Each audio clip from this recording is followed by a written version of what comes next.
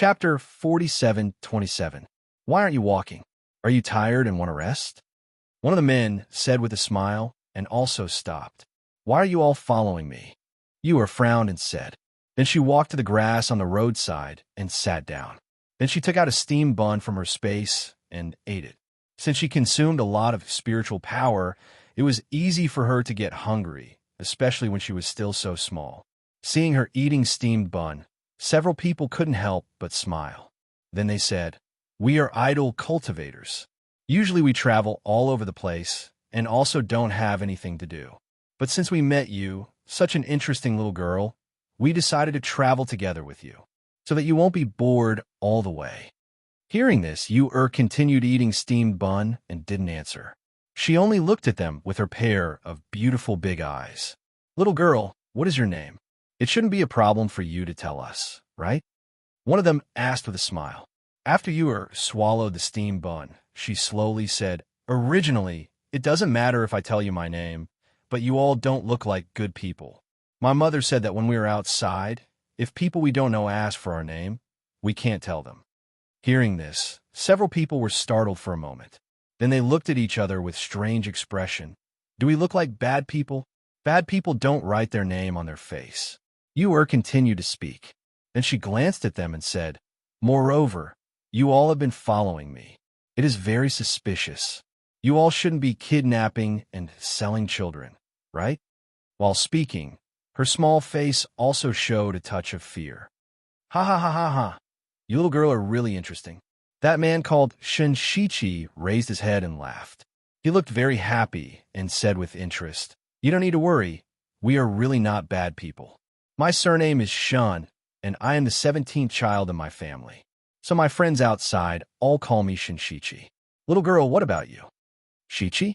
Ewer blinked her eyes and said, "I used to have a bodyguard. He was also called Shichi." "Oh, it seems we are quite fated." He laughed. Then looking at her, he continued to ask, "Then what about you? What is your name? It shouldn't be a problem for you to tell us your name, right?" Ewer stared at them. Finally, after thinking for a bit, she said, "My name is Yin Chi. My master named me." "Yin Chi? Ha ha ha, you see what I said? Didn't I say we were fated? I'm 17 and you're little 7. He chuckled and looked at her. With a friendly and familiar look, he continued to ask, "Little 7, what is your master's name?" Ewer glanced at him, then stuffing a steamed bun into her mouth, she shook her head and said, "My master's name can't be casually spoken. It will scare people to death." "Want to inquire about her master's name?" She wasn't going to tell them. When they heard this, they looked at each other and laughed. One of them said, "It's okay. We're very brave. We won't be scared easily. Who knows? We might even know your master." Ewer continued to eat steamed buns, and after eating several in a row, seeing there were still few left, she put them away. Then standing up, she looked at them and said with a beaming smile, "I am not a 3-year-old child. I said I won't tell you, so I won't tell you. Even if you coax me, it's useless." As soon as she finished speaking, her figure flashed a few meters away. She made a face at them with a sly smile on her small face. "I'm leaving. You guys can rest here for a while." Chapter 47:28. When they saw the little girl dashing off into the distance, they raised the spiritual power in their bodies and wanted to chase after her. However, they felt dizzy and even their bodies swayed for a moment. This is the lowest level soft muscle powder. One of them opened his eyes wide, as if he didn't dare to believe that little girl actually took advantage of them not paying attention to use medicine. The complexion of another person turned black. Then sitting down cross-legged and regulating his chi, he said, "How could it be the lowest level soft muscle powder? That kind of medicine basically doesn't have the slightest bit of effect on us cultivators. This medicine is improved by Jing Qi." Others also sat down cross-legged, and Shun Shichi sighed. "Truly careless. When did that little girl take action? Unexpectedly, none of us sensed it. What are you still talking about? Quickly force out the medicine, then chase after that little girl and properly deal with her." Another person said. Then closing his eyes and regulating his chi, he forced out the medicine from his body. With their cultivation, They could force out the medicine from their body in less than half in cent sticks time. As long as they recovered, catching up with that little girl was only a matter of time. Originally, they were just idle and bored, and wanted to tease her to play. So they curiously followed her and wanted to ask her in the end what kind of clan did she come from. She was actually taught so well, or perhaps who was her master. Because of this, they were curious about her extraordinary footwork at such a young age. And now, this little girl used such a move, so they really wanted to catch her. And who had left first, only after she turned her head and couldn't see those few people, then lightly exhaled and patted her chest. Her strength wasn't as strong as theirs, so she also couldn't outrun them. So she could only think of a way to make them unable to catch up. Merely, the cultivation of those few people seemed to be very powerful, so she didn't dare to take out too powerful medicine, fearing that they would sense it. So she could only use that colorless and odorless medicine to fight for some time to escape. They will definitely catch up. If they catch up, then it will be troublesome. While she was unceasingly moving, she used her footwork to the fastest speed. She stopped when she came to a junction in front of her. There were two paths in front of her. One was straight, and the other was left. Originally, she wanted to take the straight path, but if she took the left path, she would have to take a detour. If she took the left path, she would have to take another detour in order to return to Cloud Sky Mountain. Thus, she would have to spend more time on the journey. She bit her lip and looked at the two paths in front of her. Finally, she gritted her teeth and chose one of them. When a few people behind him caught up, they stopped at the intersection of the three forks. There are two paths here. Which one will the little girl take? One of them asked. It should be straight, right? The road on the left is the way back. That little girl probably won't go back, so I think she should go straight ahead. One of them said, and pointed to the road in that direction. You're right, but this little girl is a little mischievous and scheming. She really can't be treated as an ordinary child. You think she'll leave, but who knows, she might do the opposite? Shunshichi said as he stroked his chin and pondered.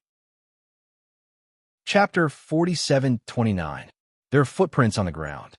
That little girl should have stopped here before. One of them noticed the footprints on the ground and laughed. Look, these footprints are towards the left road. It seems that this little girl really ran back. Ha ha ha ha ha. She is smart. She really is a child. She didn't even erase her footprints and left a trace for us. Let's go. Let's catch up with this little girl. It's been a long time since I met such a fun little girl. Shunshichi laughed and chased towards the left road. At this moment, it was indeed on the left side of this road. Merely, she wasn't running wildly on this road, rather found a concealed place to hide her aura, and at the same time, she was watching in the dark to see whether those few people had chased after her from this road or not. After a while, when she saw those people talking and laughing as they ran along the mountain path and chased after the road, her eyes couldn't help but overflow with a smile. Her face was like a little fox's sneaky smile. She quietly lay on the ground and didn't move. Instead, she waited for those people's figures to disappear from her sight. Then she quickly got up and turned back. Returning to the three-pronged road, she went straight. She wanted to be the first one to return to the mountain before her two brothers. Naturally, she couldn't choose a road that was too time-consuming, so she could only deceive them and then turn back. As long as she passed through this road and reached the small town in front, the main road would be separated. Then, it would be difficult for them to catch up with her. Thinking of this, she quickened her pace, because if they chased for a long distance and didn't see her, perhaps they would react. On this side, Yuer's little heart was beating fast. She was nervous and excited as she ran for her life. On the other side, after Mu Chun came out of the forest, he also walked along the mountain road. Relatively speaking, he didn't meet anyone during this time and didn't encounter any troublesome matters. Plus, he was usually a person of few words. So, he didn't feel anything when he didn't speak for 10 days to half a month. Their master threw them here.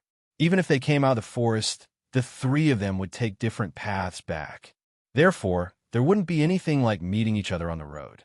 Along the way, he used the footwork that his mother had taught him. After passing through a section of the road where there was no one, he saw people one after another. Some of them were rogue cultivators. They traveled by flying swords, riding on contracted beasts, or riding on flying devices. There were even some who were sitting in spirit beast carriages with some guards and servants around them. It seemed like they were from a large family. The sky darkened, and the people of the spirit beast caravan stopped to rest. He also rested not far from them. At the very least, he wouldn't encounter any danger if he followed the spirit beast carriages. In the spirit beast carriage that had stopped to rest, a pair of slender, jade-like hands lifted the curtain. A beautiful woman dressed as a married woman looked at the gradually darkening sky outside. Just as she was about to put down the curtain, she caught a glimpse of a small figure behind the spirit beast. A trace of surprise flashed through her eyes.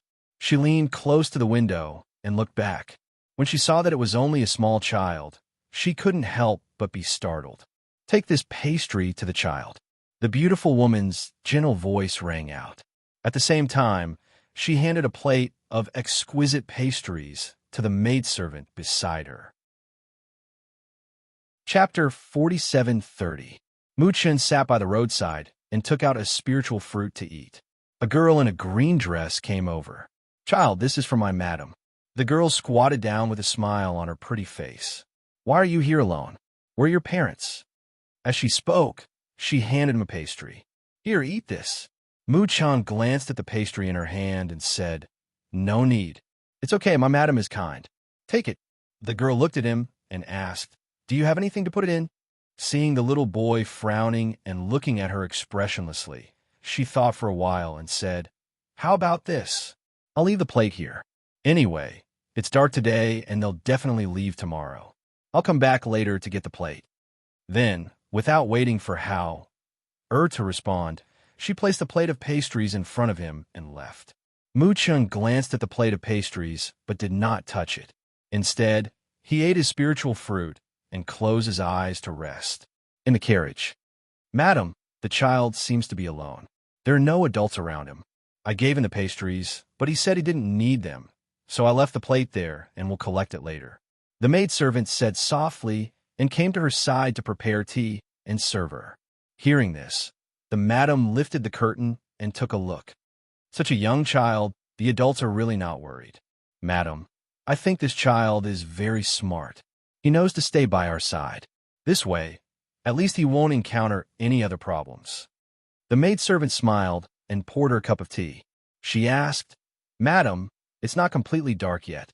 Do you want to get off the carriage for a walk?" "All right, we've been sitting here all day," the madam said and got off the carriage with the help of the maidservant. She walked around for a while and came to the little boy's side. Looking at the little boy sitting on the grass with his eyes closed and resting, she couldn't help but reveal a gentle smile. "Are you tired? Let's rest in my spirit beast carriage." Looking at this child who was only about 5 years old, her eyes were filled with pity. "You're so young. If you sleep here at night, you'll get sick easily. There's only me and a maidservant in the spirit beast carriage. You can sleep in my carriage for the night." Mu-Chin opened his eyes to look at her. Seeing her gentle expression and gentle gaze looking at him, he inexplicably thought of his mother. Perhaps because of this, his rejection softened a little and was not as stiff as before. "I'll rest here." Seeing this, the madam smiled and said to the maidservant beside her, "Ask the guards to prepare a small tent." "Yes," the maidservant replied, then left. Not long after, she returned with a small tent. "This is for you. Since you don't want to rest in my spirit beast carriage, you can rest in the small tent so that you won't catch a cold at night." She smiled gently and said, "Our team is going to Hong City.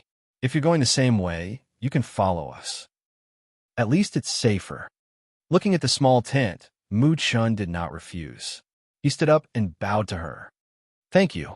The madam saw this and couldn't help but smile. "You're welcome."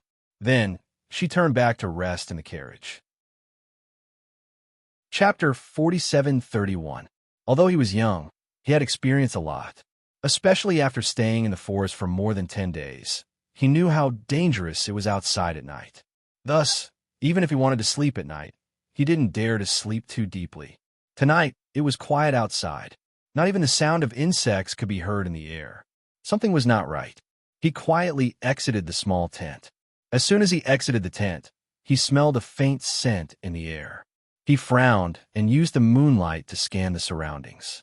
He saw that the people of the caravan, other than the 4 who were on night watch, were all sleeping soundly. The few who were on night watch were walking around and yawning from time to time, looking listless. Something's not right. Mu Chen's little face tensed up. Even if he was not an expert in medicine, he knew that the faint scent in the air was not right. He looked at the spirit beast carriage parked by the side of the mountain road. Without thinking, he knew that someone was trying to kill the madam. Just as he was thinking about it, he saw a guard who was sleeping by the bonfire secretly throw something into the fire. As he threw something into the fire, the smell in the air seemed to become thicker. Seeing this, Mu Chen's heart sank. It seems that this is a collaboration between the inside and the outside to kill the madam. Not only was there a problem with this guard, there should be an assassin lying in ambush not far away. Otherwise, it would be impossible to not hear the sound of insects in the trees and bushes along the mountain road. It was reasonable to say that he should quietly avoid this kind of thing so as to avoid getting into trouble. But when he thought of this madam's action of giving him pastries in a small tent, as well as her gentle gaze that was somewhat like his mother's, he actually could not harden his heart to leave and watch her die. At once, he stealthily made his way to the spirit beast carriage under the cover of the night. Just as he was about to make his way to the spirit beast carriage, the people patrolling outside suddenly collapsed to the ground. At the same time, a secret signal flew into the night sky with a whoosh. "Go quickly. Someone wants to kill you." Mu Chen quickly got into the spirit beast carriage. Fortunately, the windows and doors were closed, so the medicine outside could not seep in. The master and servant inside also woke up when he came in. The servant girl was startled. She lifted the curtain and looked outside, only to see more than a dozen men in black rushing out. She couldn't help but exclaim, "Madam, go quickly. There's a killer." The madam was also stunned for a moment, as if she didn't expect it, but there was no panic on her face. Instead, she showed a gentle smile and smiled at Mu Chen. "Thank you, but don't worry, it's okay," she said softly as she straightened her clothes and got off the carriage.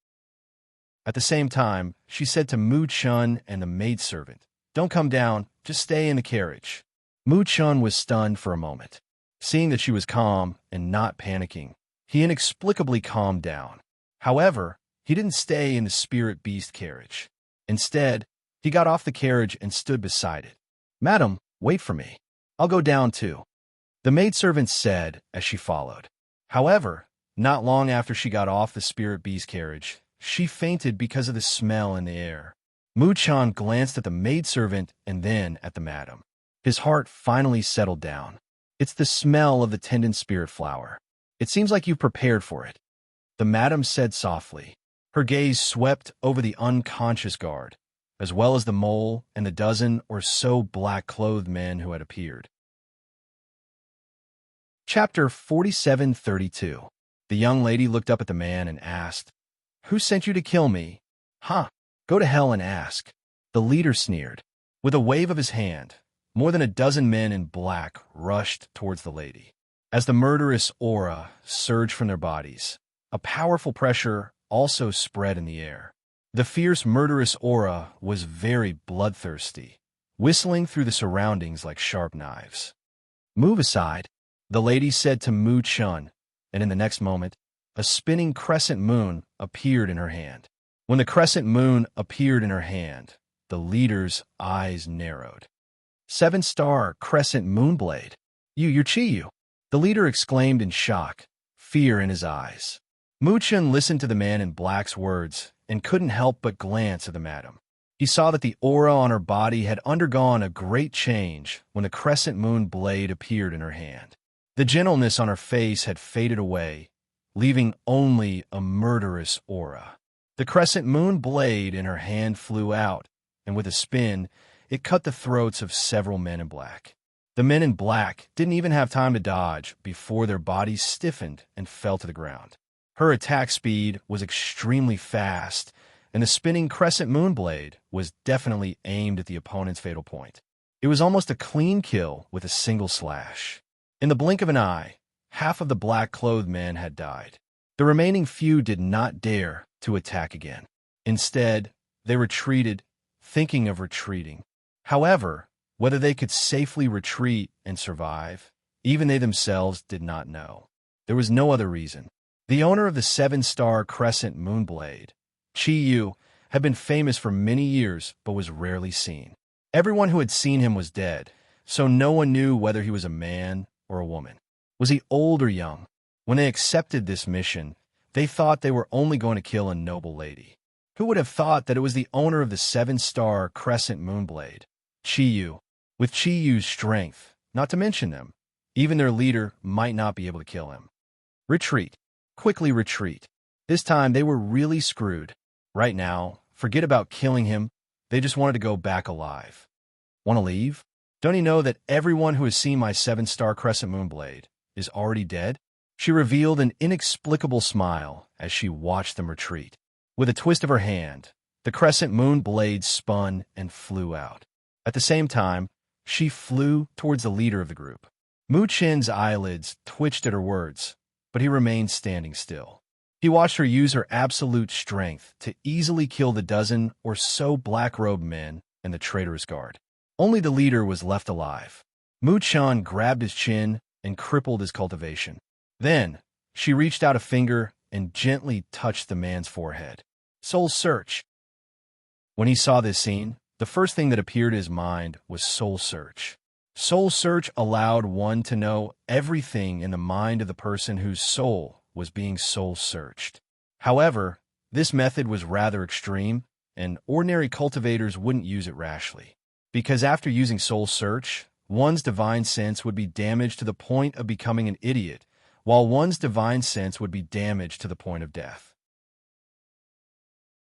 Chapter 4733. After a while, the last black-clothed man was also killed. The madam put away the 7-star crescent moon blade in her hand and raised her hand to brush her dress. When she saw that her dress was not stained with blood, she revealed a satisfied smile. She turned and walked back to Mu Chen's side. Looking at him, she whispered, "Are you scared? Don't be afraid, I don't kill often." Hearing this, Mu Chen's tense face twitched imperceptibly. Don't kill often? Would he believe it? Even a ghost would not believe it. Tonight is a good night, and since we have nothing to do, why don't we have a chat? The madam smiled and looked up at the night sky. Mu Chen raised his head to take a look. In the sky, dark clouds covered half the sky, and a few stars twinkled in the dark. To be honest, it was not a good night. Moreover, there was a ground full of corpses. Didn't you say that those who have seen your blade are all dead? Why didn't you kill me? Mu Chen asked, looking at the madam who slowly walked to sit outside the spirit beast carriage. You won't tell anyone. Also, I said that I don't kill often. She smiled and looked at him. You haven't told me your name. Seeing that he only looked at her without saying anything and was obviously guarded against her, she showed a gentle smile and said, My name is Qian Mo Yu. My husband is the second son of the Xiao family, Xiao Zhenling. I also have another identity, the owner of the 7-star crescent blade, Shi Yu. My husband doesn't know about this identity, but I didn't expect a child like you to know. She smiled and looked at Mu Chen. You're not simple either, right? To have such courage and wisdom at such a young age, you must be from a famous family. Also, your little face is covered by a very powerful concealment technique. It is very mysterious. I've told you all this. Shouldn't you tell me your name? She looked at Mu Chen and waited for him to speak. Hearing this, Mu Chen looked at her and thought for a moment, then said, My name is Yun Yuan. That's it? Yes, that's it. Mu Chen nodded and said. Seeing this, she smiled and said, All right, since you don't want to say more, I won't ask. However, if we're going the same way, why don't you come to my carriage and accompany me? After all, the journey is still far. She chuckled and said, If you have time, why don't you come with me to the Xiao clan to play for a few days? No need, Mu Chen said. We're on different paths. All right, then you come with me to the carriage to sleep for a while. We'll make plans tomorrow morning. As she spoke, she brought the unconscious maidservant back to the carriage and let Mu Chen in. Are we just going to leave the corpses there? And they're still unconscious. Don't we need to care about them? Mu Chen asked. Just leave it there. We'll deal with it when they wake up tomorrow." She smiled and said, "In their eyes, I'm only the wife of the Shao family's second master and not some powerful figure. If I were to deal with them or wake them up, it would be even more troublesome to explain later. So be it. If they wake up tomorrow and ask, just say that we're also unconscious and don't know anything." Hearing this, Muchin nodded and responded, "Okay." Chapter 4734. He sat in the spirit beast carriage and listened to the madam talking to the guards outside. She was talking about an attack by men in black in the middle of the night. She got out of the carriage to investigate, only to find out that a mysterious master had appeared and saved them. However, she somehow fell asleep and did not know what happened after that. Perhaps it was because they didn't lose anything and the assassins in black were all dead. Therefore, after the guards dealt with the corpses on the ground, they prepared to continue their journey. Mu Chun alighted from the carriage and saluted the madam. "Thank you for taking care of me, but I have to go now. I can't travel with you." Seeing this, the madam only looked at him and said, "Then be careful on the road. We will meet again in the future." Mu Chun replied and glanced at her. Then, he quickly left the place alone. Seeing the child leave, the maid could not help but say, "Madam, this child's footwork looks very exquisite, and his speed is also very fast. I think it will be difficult for us to catch up with him." That child is not a simple character to begin with." The madam smiled happily. "I didn't expect to meet such an interesting child on this trip. It's a pity that the time we spent together was too short. Perhaps you will meet him again in the future."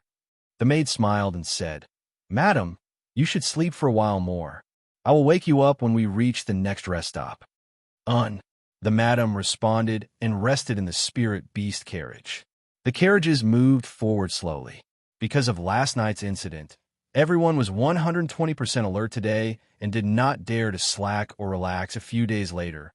However, who was in the forest, finally collected all the crystal cores. After he sent the news to his younger siblings, he went to find the way out of the forest. However, when he was about to leave the forest, he was stopped by a group of mercenaries. Boy, you must have collected a lot of crystal cores these days, right? Hand them over obediently and call us Grandpa, and we will let you pass." A man with a large saber on his shoulder revealed a greedy look. He stared at Hauer with a sinister gaze. Hauer stopped in his tracks. There was no expression on his cold little face, not even the slightest bit of fear. He turned slightly to the side and glanced at the Sky Sun sect team that had been following him.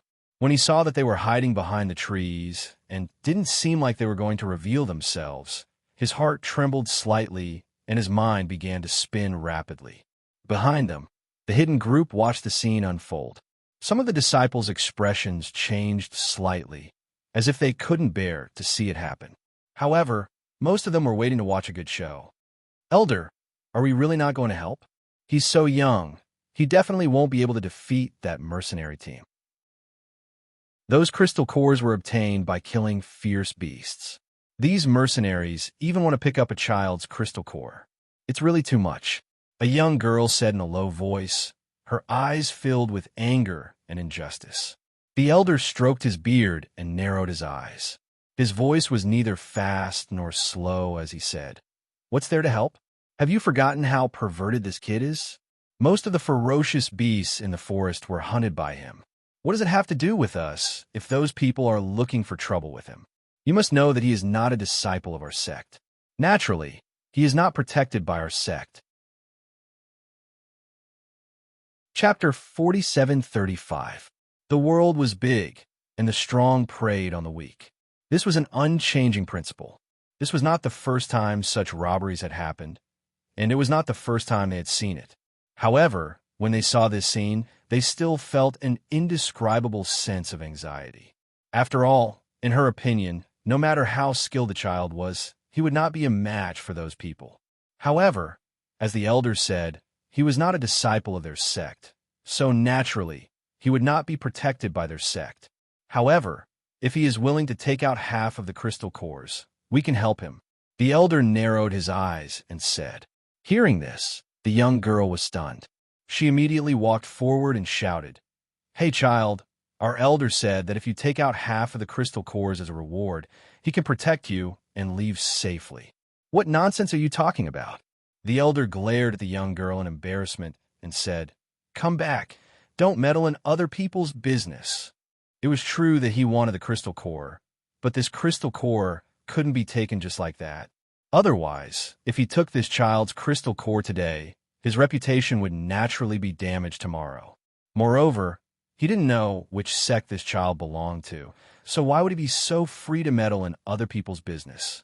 How? Glanced back and did not say a word. He only held the dagger in his hand and looked at the 20 to 30 mercenaries in front of him. "Come over if you want to die." Ha ha ha ha. How arrogant. When the mercenaries saw this, they could not help but raise their heads and laugh loudly. When one of them saw this, he rolled up his sleeves and walked forward. He looked at the small hour with disdain and said, "I think you are the one who is tired of living, right? Even if you are good at killing ferocious beasts, you want to fight with us? You are still too inexperienced." As soon as he finished speaking, he took a big step forward and grabbed Hauer with his big hand. "Let me see how much you are worth." Hauer stared at his movements. When he saw the big hand grabbing towards his lapel, a cold look flashed across his eyes. In the next moment, his figure moved in an instant and the dagger in his hand slashed upwards. Sharp cold light refracted out, and a swift and fierce chi blade accompanied by the mercenaries' blood-curdling screams resounded. "Ah, my hand!" The mercenary staggered back, one hand clutching his bleeding wrist. His other hand was still twitching slightly. The smell of blood permeated the air, and the mercenaries who smelled the blood and saw the scene were all filled with murderous intent. The leader of the mercenaries stared at Hauer and said coldly, "I've already told you that this brat has some skills. Don't underestimate him, but you didn't listen." Those mercenaries stared at Hauer, and the more they looked, the angrier they became. Who would have thought that such a brat would have such skills? "The two of you go up. Be careful. I don't believe that we need so many people to deal with a little brat." "Yes." The two mercenaries who were signaled to step forward responded with an excited look on their faces. They stared at Hauer for a while and said with a creepy voice, "This child's skin and flesh should be tender. I wonder if we can directly tear off his hands and feet if we tear him apart. He's just a little brat. What can he do? Watch me. I'll capture him within 3 moves." Chapter 4736. Seeing this, Hauer's eyes flashed. These mercenaries were not weak, and he only managed to kill them when they were unprepared. Once they were on their guard, there was no chance for him to strike again. Since he could not win, he could only run. Thus, when he saw Fong Ming's palm strike and hidden weapon coming at him, he immediately dodged. His figure quickly dashed 10 meters away. His figure paused as he swept a glance at the mercenaries and the Sky Sun sect members who were watching the show. In the next moment, he changed his original direction of leaving the forest and quickly dashed into the depths of the forest. "Chase!" Seeing this, the mercenaries immediately shouted and quickly chased after him. After they left, the people from the Sky Sun sect also walked out. The elder and the middle-aged man saw this scene and shook their heads slightly. It's a pity that this child won't survive. These mercenaries were people who carried out missions in the forest all year round. They were skilled and used to fighting in the forest. No matter how smart the child was, it would be difficult for him to survive under their hands. "Let's go." The elder turned around and led the disciples in another direction. Some of the disciples looked back with pity in their eyes. However, they did not say anything and just quietly followed the elder. On the other side, Hauer led them into the depths of the forest. He swept in front, his small figure shuttling through the forest like a shadow that could not be caught. "This little bastard runs really fast. When I catch him, I'll skin him alive." A mercenary cursed as his agile figure quickly swept through the forest. There were people who lived in the forest. In a forest like this, where they avoided the trees, their speed was considered extremely fast. Now, they were left behind by the little brat, which was really infuriating. "This kid seems to be leading us in. What's he trying to do?" The leader of the mercenaries said doubtfully, feeling that something was not right. What can he do? He's just a little brat. What can he do? Another person said disapprovingly. Hearing this, the leader of the mercenaries suppressed the doubts in his heart. Indeed, he was just a little brat. Moreover, there were no strong people secretly guarding him. If they killed him, then so be it. What could happen? It was probably just him overthinking things. What could a 10-year-old kid do? Even if he could really pull some tricks and lure them into the forest, he would only have a dead end. Thus, everyone sped up and continued to chase. They all knew that this brat had many treasures on him. Now that they had set their eyes on him, they naturally couldn't let him leave. However, right at this moment, they saw the little ghost that had been moving forward suddenly stop.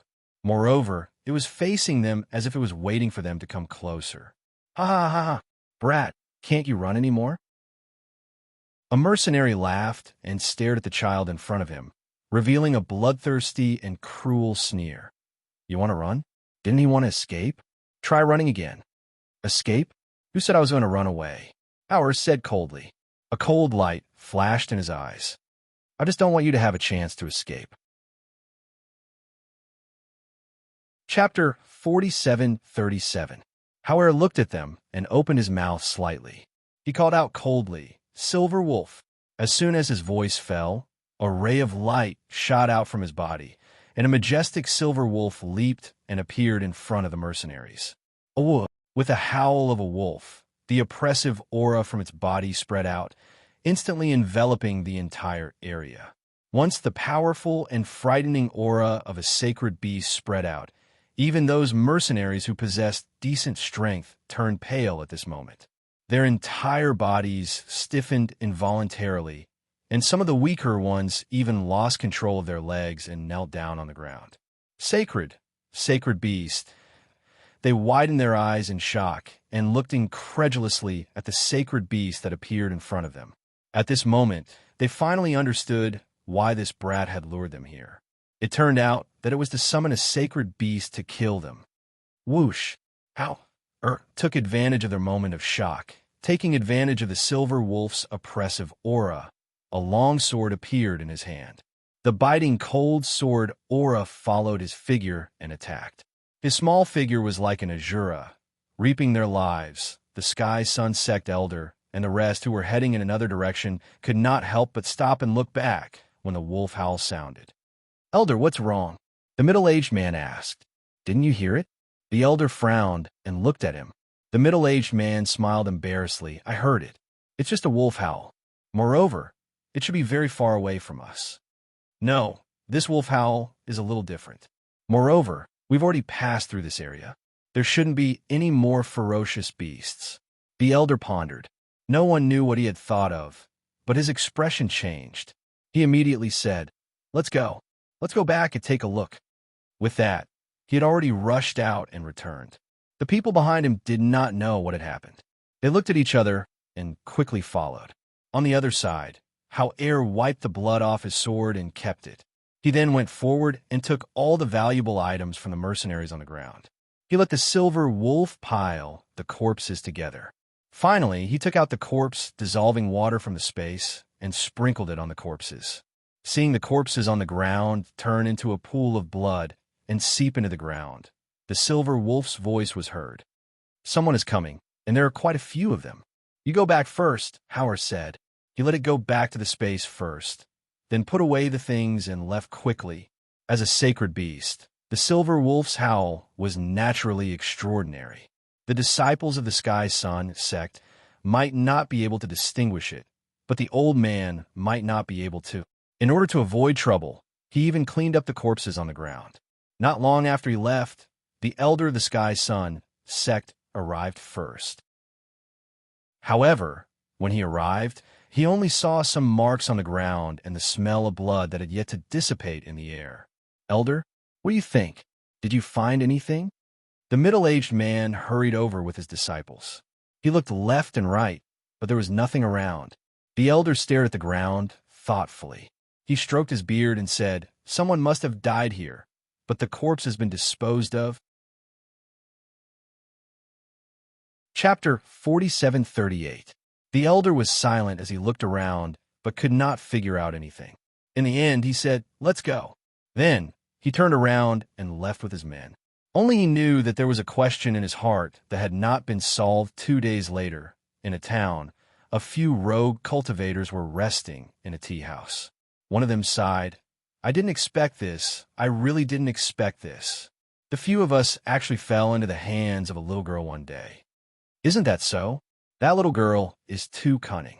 She's such a young girl, and she's obviously so obedient and cute. Why is she so scheming?" Another person chimed in. Whenever he thought of how they fell into the hands of that little girl, he would shake his head and sigh. "I don't feel good that we can't find that little girl. Which family is she from? Cloud 7? Could Cloud be her family surname?" Shinshichi rubbed his chin and said, "Hee hee, old Shun, you don't have to think about it. That little girl is just like a little fox. I'm guessing that the name she gave us was just a casual lie." Another person patted him on the shoulder and said with a smile, "You tell us, what should we do next? We can't find this person, and we don't know where she went. I guess we won't be able to find her in the future." "Can't find her?" He raised his eyebrows and revealed a strange smile. "Just because we can't find her doesn't mean that others can't find her." "Oh, what idea do you have?" The few of them looked at him and asked with interest. "Post a bounty notice. I don't believe that little girl can fly away." He laughed, and his eyes lit up. He looked at the few of them and asked, "What do you think?" "My idea? Posting a bounty notice is good. When the time comes, as long as we see that little girl, we can capture her first. But she's just a little kid. Isn't it too much to use a bounty notice?" One of them asked hesitantly. Hearing that, Shinshichi glanced at them and laughed. "That little fox is just a little fox. If she's really simple and ordinary, would we have fallen in her hands? Would we have let her slip away from under our noses? Moreover, I feel that even if we put out the bounty list, those people might not be able to catch her. That little girl is very smart. At most, it can only buy us some time and let us know where that little girl is." Another person thought for a moment and said, "If we want to use the bounty list, I think we can say that we're looking for a little sister who secretly ran away from home. This way, those who make a move on her won't hurt her, and they'll have a sense of propriety. After all, she's a little girl, so they can't go too far." "Okay, then let's do it this way." Shinshichi smiled and said, "Hurry up. After drinking the tea, let's go and do the work." At this time, Ewer still didn't know that these people still hadn't given up and were still thinking of capturing her. At this moment, she was sitting in a corner of the market in another small town. She was eating steaming buns while looking at an old woman who was milking a few goats not far away. Goat milk. Moreover, it was freshly squeezed. As she watched, she couldn't help but lick her lips, revealing a greedy look. After eating the bun, she wiped the corner of her mouth, clapped her hands, and walked forward. "Granny, how much is this goat's milk?" Chapter 4739. "I want a bottle," Ewer said with a smile. Then, she took out 10 gold coins and handed them to the old woman. Okay. Do you want this bottle? Or do you want to see me squeeze another bottle?" The old woman asked. "I'll take this bottle." She saw her squeezing the milk here, just now. There shouldn't be any problem. Okay. Then take it. Go back and ask your parents to boil it for you. It'll taste better with a little salt, the old woman suggested. Okay, I know. She had drunk it before. Then, she took the bottle of goat's milk and spent a few gold coins to borrow the kitchen of the restaurant to boil the goat's milk. Then, she drank a bowl of goat's milk and took the rest with her. She walked around the town outside and bought some things. When she was about to continue her journey, she saw a man holding a picture and pasting on a wall. After that man left, she went forward to take a look. Then her eyes widened. She quickly jumped up and tore off the picture when no one was paying attention. Then, she stuffed it into her clothes. Those bastards want to catch me with the bounty board. She wrinkled her nose and lowered her head to look at the dress she was wearing. Her gaze shifted and a sly smile appeared on her small face. In the next moment, she flashed away. At the same time, bounty boards were quickly posted in the surrounding towns. Mu Chun, who had just entered the town, frowned slightly when he saw the picture on the wall. He walked forward and looked at it carefully. The more he looked, the colder his expression became. After entering the town, he went to a place to rest. Then he took out his communication jade to see if his sister had encountered any problems. After a while, he received a message from his communication jade. After hearing that his sister had sent him a message, he was relieved. He only told her to be careful and told her the location of the town where he was now. As expected, the two of them did not take the same path. The town they were in was also very far away. It could be said that it was almost impossible for them to travel together at the same time. Moreover, their master had already made it clear that they should travel back by themselves. When went on the road again, she had changed out of her beautiful dress. Instead, she was wearing a beggar's dress. She used to hear her father talk about her mother's past, so she knew that her mother used to be very naughty. She didn't like beautiful clothes, but she liked to dress up as a beggar and wander around. It was rare to have such an opportunity. She also wanted to learn from her mother and become a little beggar. Moreover, even if those people appeared in front of her, they probably wouldn't be able to recognize her. Shinshichi and the rest did not expect the little girl to disguise herself as a beggar. At this moment, they were listening to the news that they had seen the little girl they were looking for. Some even said that they had caught her and were waiting for them to go over. However, as they listened to the news coming from all over, they couldn't help but look at each other and say, "Should we add another rule? Should we teach them a lesson for passing off falsehood as truth? No, it should be that the person who posted the bounty list didn't do a good job. They sent the news without checking." It seems that they didn't care much about this matter. Shinshichi narrowed his eyes and sneered. "Maybe he thinks we are ordinary rogue cultivators. Looks like we have to do something to get results faster." Chapter 4740. The next day, Shun Shichi and others appeared in the small town where Yu had stopped before. They walked around the small town and said, "According to the news, that little girl was last seen in this small town. Now it seems she shouldn't be in this town. However, this place is actually easy to find. After leaving this town, there's only one way to go south. Since that is the case, let's go. Going south is that big city. Thinking about it, that little girl ought to be a descendant of that city's clan. The difficulty of finding her should be reduced a bit," another person said with a smile. Then looking at the few people beside him, he also continued to move forward. At this time, perhaps Yu felt that they wouldn't be able to find her, so she slightly slowed down her pace. Until evening, when she saw the sky was about to darken, she also saw a village in front of her. The surroundings of the village were planted with corn, so she thought to go there to rest for a while and conveniently look for some food. But because she was wearing beggar's clothing, before she could even get close, some brats of the village threw stones to drive her away. "Go, go, go, smelly beggar. You are not allowed to come to our village." The children of the village threw stones while scolding and driving away that little beggar. Yu was dazed for a moment. Seeing the stones were thrown towards her, she promptly dodged and retreated while shouting, "Don't throw stones at me! Don't throw stones at me! Little beggar, go away. You're not allowed to come to our village. Quickly go away, otherwise I will bite you." A brat shouted, then unexpectedly turned around and shouted, Big Yellow, quickly come out." Yu looked and saw a big yellow dog running towards her while barking at her. Seeing that big yellow dog running towards her, she didn't think and quickly retreated while shouting, "Control your dog, otherwise I will kill it and eat it. Big Yellow, bite him. Big Yellow, bite him." The devilish brats were shouting and clapping their hands with excitement written all over their faces. Yu turned around and ran. After running for some distance, she saw an old beggar walking towards that village while holding a branch as a crutch. Seeing this, she reminded him, "The children there don't allow beggars to approach, and there is also a big yellow dog that bites people. Old beggar, quickly run." The old beggar looked at her and smiled. "You run first. This old beggar will get some food." Then, he continued to walk forward. Upon seeing this, Yu didn't pay any more attention to him. She first ran towards a mountain path. After running for quite a distance, and seeing that big yellow dog didn't chase after her, she went to the woods beside the mountain path to find a place to rest. "These kids are really bad. They even bully people," she murmured and wiped her sweat with her sleeve.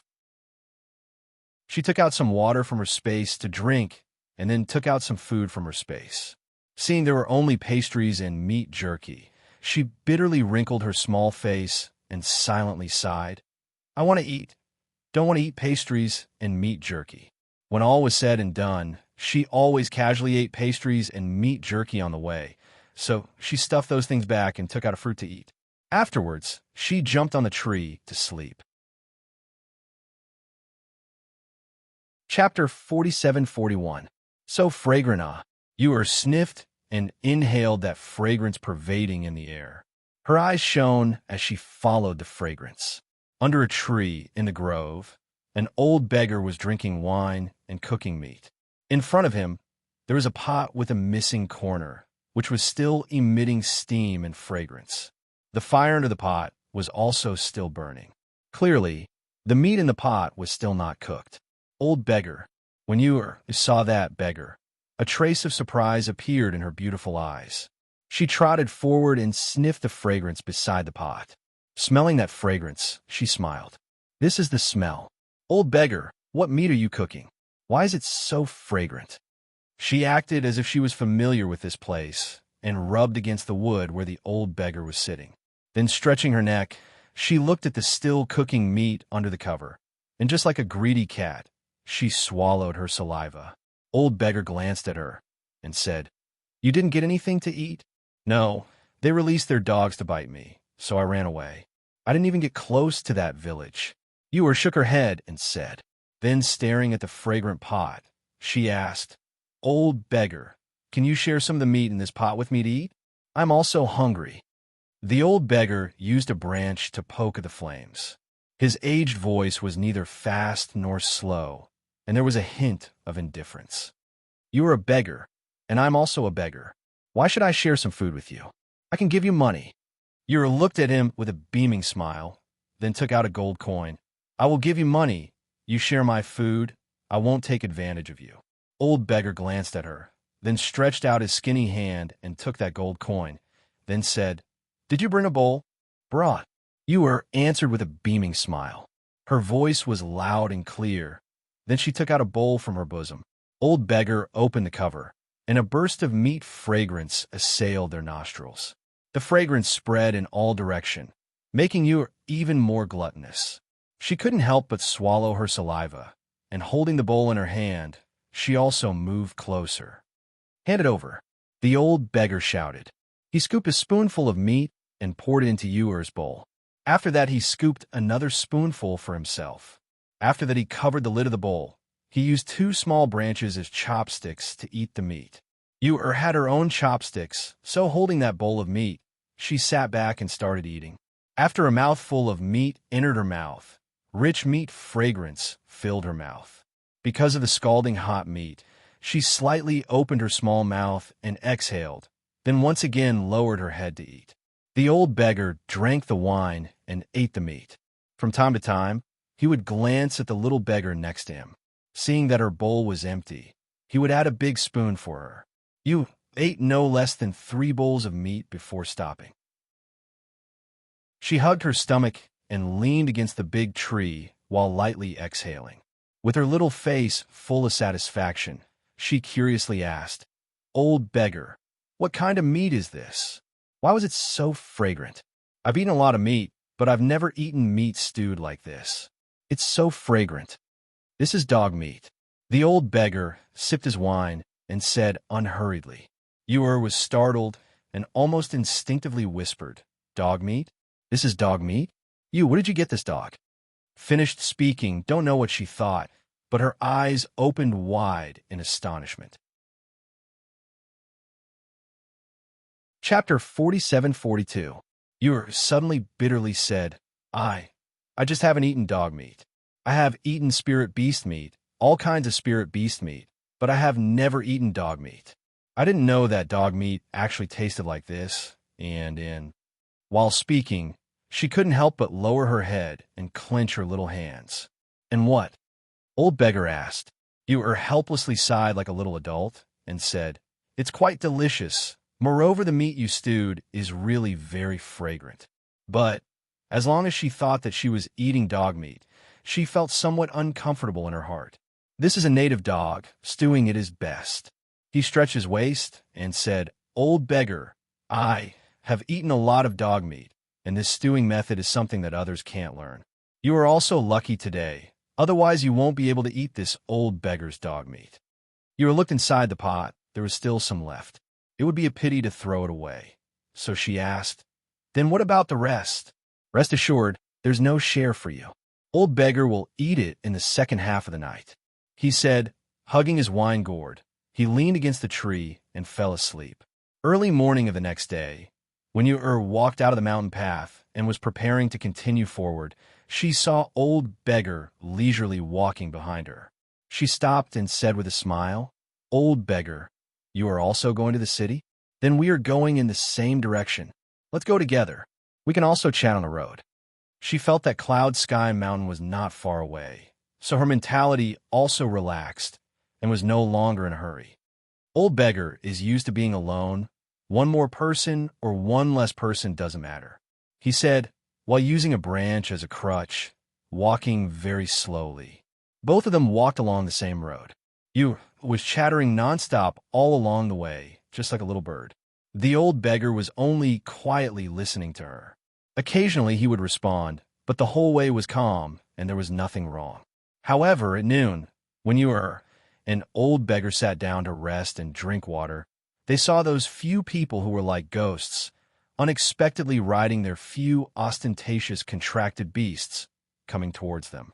Ewer was so scared that she choked on the water and promptly shrank behind old beggar. When the old beggar saw this, he glanced at those people without leaving a trace. Then he unhurriedly looked away and continued to drink the wine in his hand. That sly girl ran pretty fast. We didn't even see her shadow all the way here, the man riding on the contract beast said as he looked around. When he saw the two beggars, one old and one young, sitting on the mountain path, he didn't stop and looked away. That little girl is very cunning. Perhaps she has already returned to her family. But once we reach that city, even if she hides in her family and doesn't come out, I can still find her.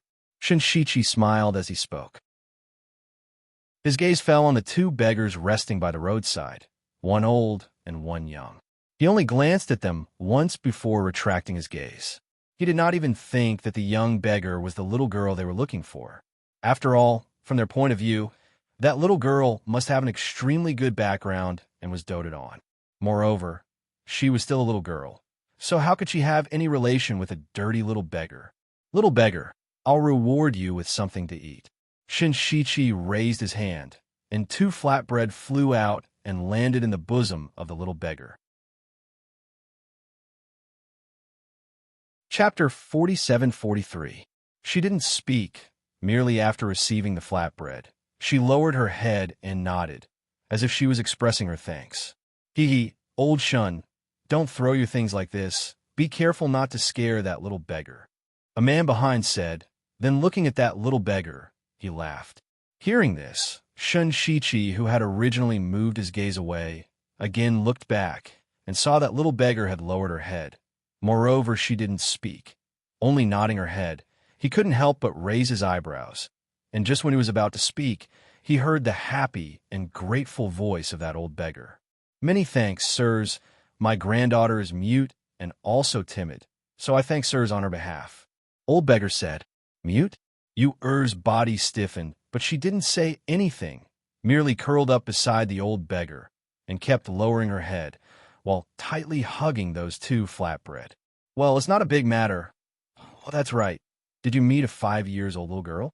She was wearing a pink little dress and had a strange and lovable appearance. Shinshichi asked. "Yes, that little girl also gave this old man a gold coin." Old beggar said, then took out that gold coin that Ewer had given him last night and spread it out in his palm. Seeing this, the eyes of Shinshichi and others shined. Then looking at each other, they laughed. "Like I said, that little girl didn't have any other way to go, so I reckon she wants to return to the city." "Old beggar, how long has that little girl walked?" Another person asked. "This old man met her yesterday. Last night this old man and granddaughter rested in the forest, so I don't know about that little girl." Old beggar said. then shook his head. Let's go. If we speed up a bit, I reckon we can still catch up. Shen Shichi said with a smile, then urged his contract beast forward. All of them rode on their beasts, causing dust and sand to fly all over the mountain path. Only until all of them had left and couldn't be seen, Yura raised her head and lightly exhaled. Then she lightly patted her chest with her hand. So dangerous. She gasped for breath.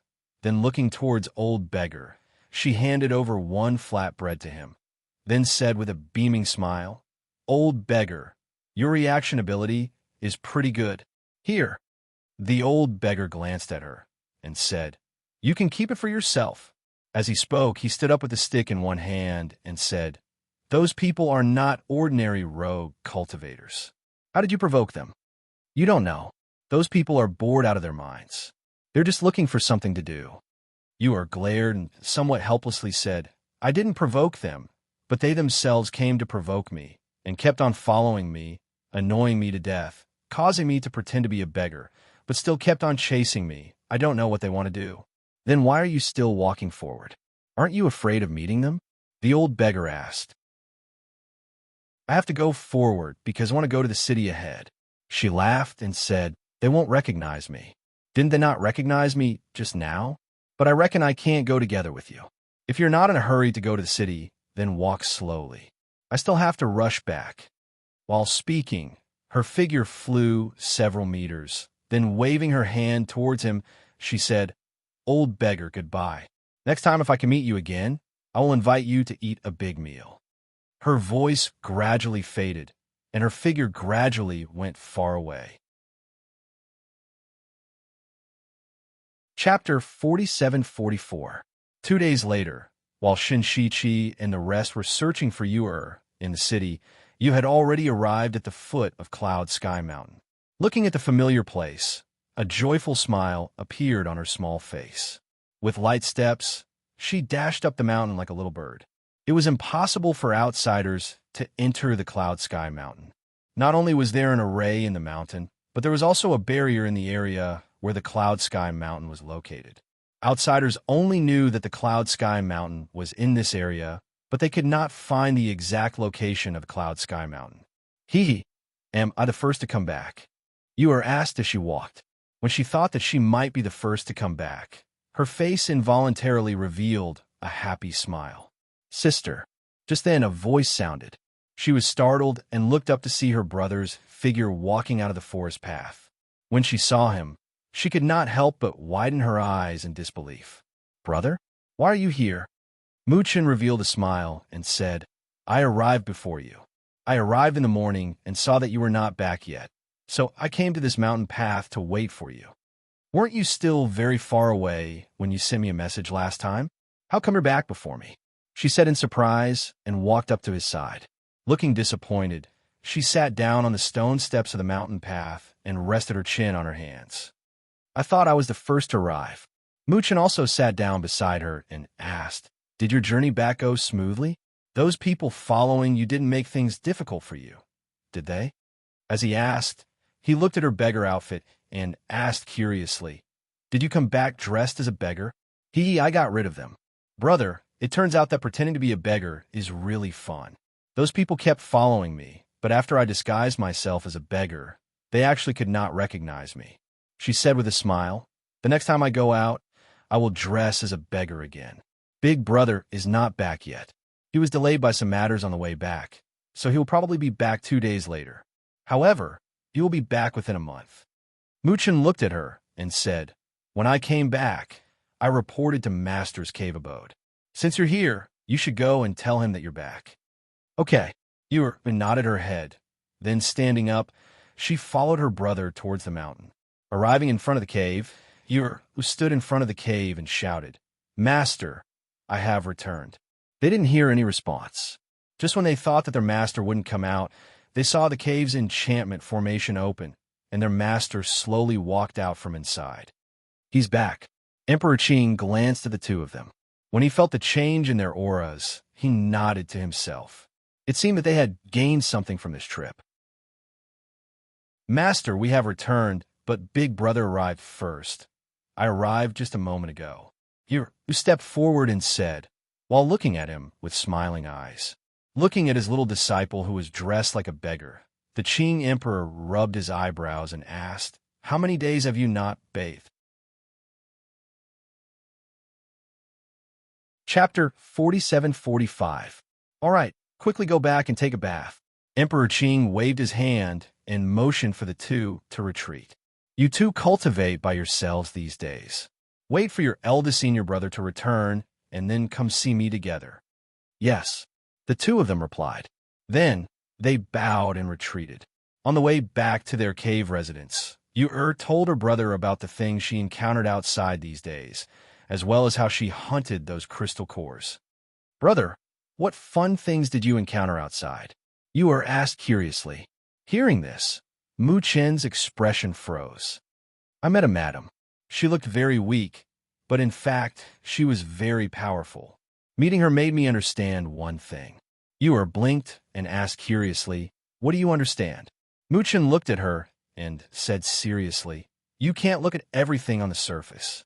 Moreover, the weaker the woman, the more powerful she may be, and the more likely she is to deceive people. Deceive people? Yu was startled and smiled with a pair of beautiful eyes. Brother, Yu doesn't often deceive people. Yu only occasionally deceives bad people. Mu Chen smiled slightly, and his little face softened a little. He reached out and rubbed her bird nest-like hair. Brother knows that Yu has always been very obedient and smart. Brother, I'll go back first to take a bath and change my clothes. I bought a lot of delicious food on my way back. Let's eat under the tree in a while. Yu said and waved at him and went back to her cave residence. On the other side, Hao situation was unceasing. In a small town's alley, he saw a drug dealer selling some rare and unknown seeds on the ground. He squatted down to pick some and prepared to go back and give them to Yu. Unexpectedly, just as he was about to stand up after paying the bill, he was suddenly knocked down by a stick. He didn't even have time to react before he fainted. The moment before he fainted, his heart was filled with deep regret and self-blame. He was careless and thought that nothing would happen in such a place. But he didn't expect that because of his carelessness and relaxation, he would fall into danger. When he woke up, he was already locked in a small dark room. He couldn't see anything in the dark room, but he could hear the sound of chaotic breathing and suppressed sobbing. He tried his best to lean against the corner as he checked if the things on him were still there. When he discovered that his Chinquan bag had been taken away, but his space ring was still there, he calmed down a little. Most of his things, as long as they were valuable and useful things, were stored inside his interspatial ring. And his interspatial ring was not an ordinary interspatial ring. Among the three siblings, only Yu had an interspatial bracelet, while he and Mu Chenhe had an interspatial ring. Because after the upgrade, all three of their interspatial rings had a hidden function. As for the things in the Chinquan bag, other than some daily food and some gold coins, there was nothing valuable in it. He was not worried that they would take it away. However, where was this place? Who was it that captured him? What were they trying to do? These questions revolved in his mind one after another. Although he was anxious in his heart, he gradually calmed down as he had encountered many things in his life. Chapter 47-46. Woo-woo. We don't know why we're here. I was knocked out as I was walking. When I woke up, we were already here. Woo-woo-woo. I want to go home. I want to go home. Woo-woo. I want to go home too. I'm so scared. Mother, I'm so scared. Woo-woo-woo. Woo-woo. When one child started crying, the other children started crying as well. In an instant, the originally dark little house became even more chaotic. How? Listen carefully and realize that there are not only boys crying, but also little girls crying. His heart skipped a beat. Could it be that we've encountered human traffickers? However, in the following period of time, he realized that he was wrong. As he did not dare to release his cultivation and startle those people, he could only wait. Unexpectedly, this wait lasted for a few days. The children locked in this little dark house were about 6 or 7 to 10 years old. There were about 30 of them. Ever since they were captured, they had not seen the light of day and had been in the dark. No one came to pay attention to them, and no one brought them food. There was not even a sip of water. At first, everyone would shout that they wanted to go home and call for their mothers. However, as a few days passed, they were so hungry that they had no strength. In a situation where they were thirsty and hungry, the children did not even want to move. How? Or had been sitting in the corner. As he did not know if there were strong people watching them, he did not dare to act rashly. However, he secretly adjusted his breathing and also calculated the time when he was captured. After about 3 days, the door of the little dark house that had been closed finally opened from the outside. "Come out, it's time to eat." Someone shouted outside. When the children heard this, they gritted their teeth and stood up. They supported themselves against the wall and walked out.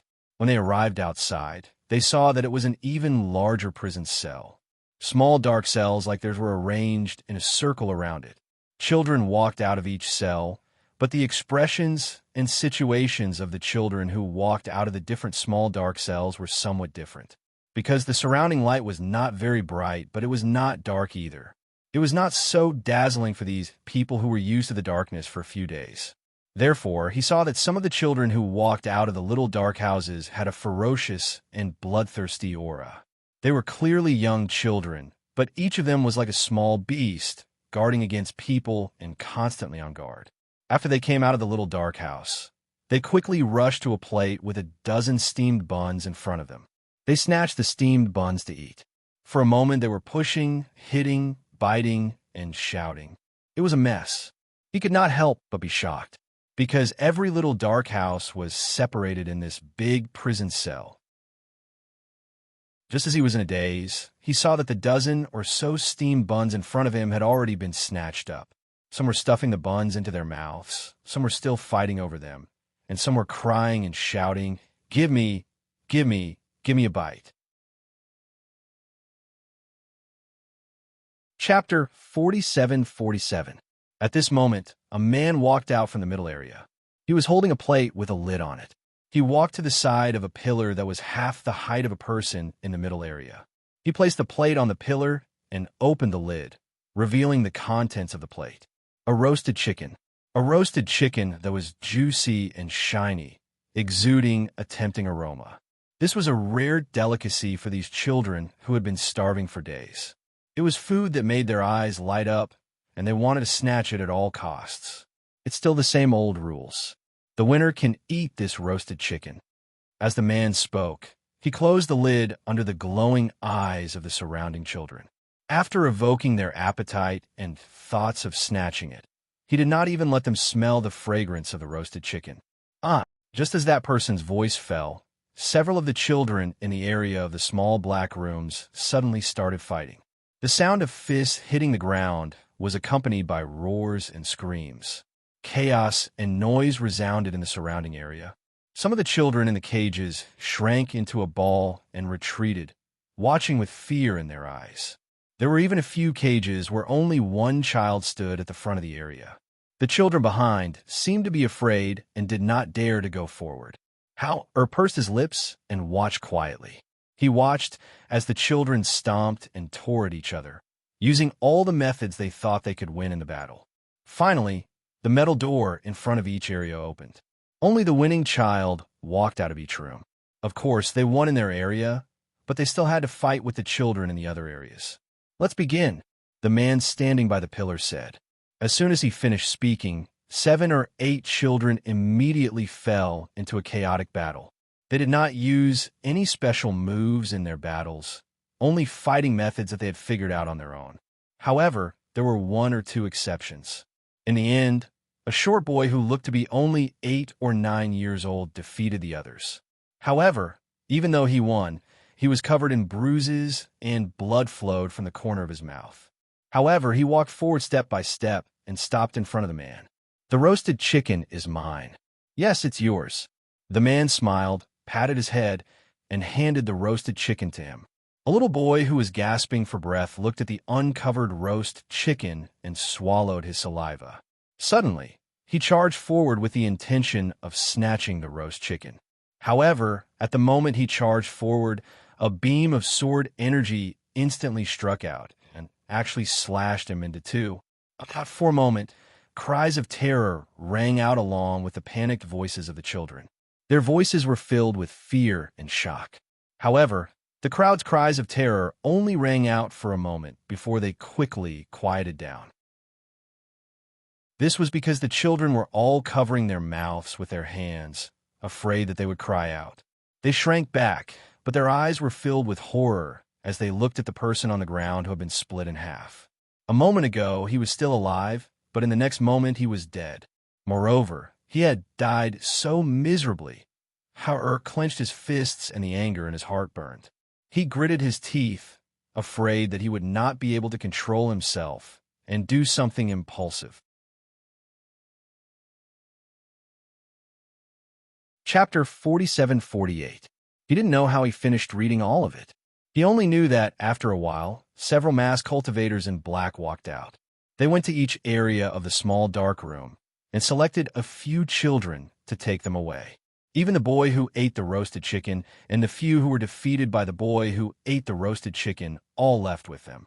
Hauer watched from the back as those people left with the children. He took a deep breath and glanced coldly in front of him. Just as he was about to follow the others back to the little dark room, he heard a voice. "You're right. Wait a minute." The man who was originally standing beside the pillars spoke. His gaze swept across the crowd and landed on Hauer. He pointed and said, "You come out." Everyone's gaze followed his finger and looked at Hauer. In the dim light, he was an inconspicuous child. However, unlike others, he had a calmness that other children of his age didn't have.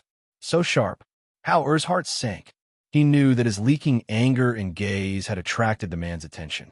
He suppressed his fluctuating emotions and walked to the front under everyone's gaze. A cultivator quickly rushed forward and opened the metal door of that area. Seeing this, Hauer walked out and stepped in front of the man. The man put his hands behind his back and walked unhurriedly around Hauer. He carefully sized him up. The more he looked, the more surprised he was.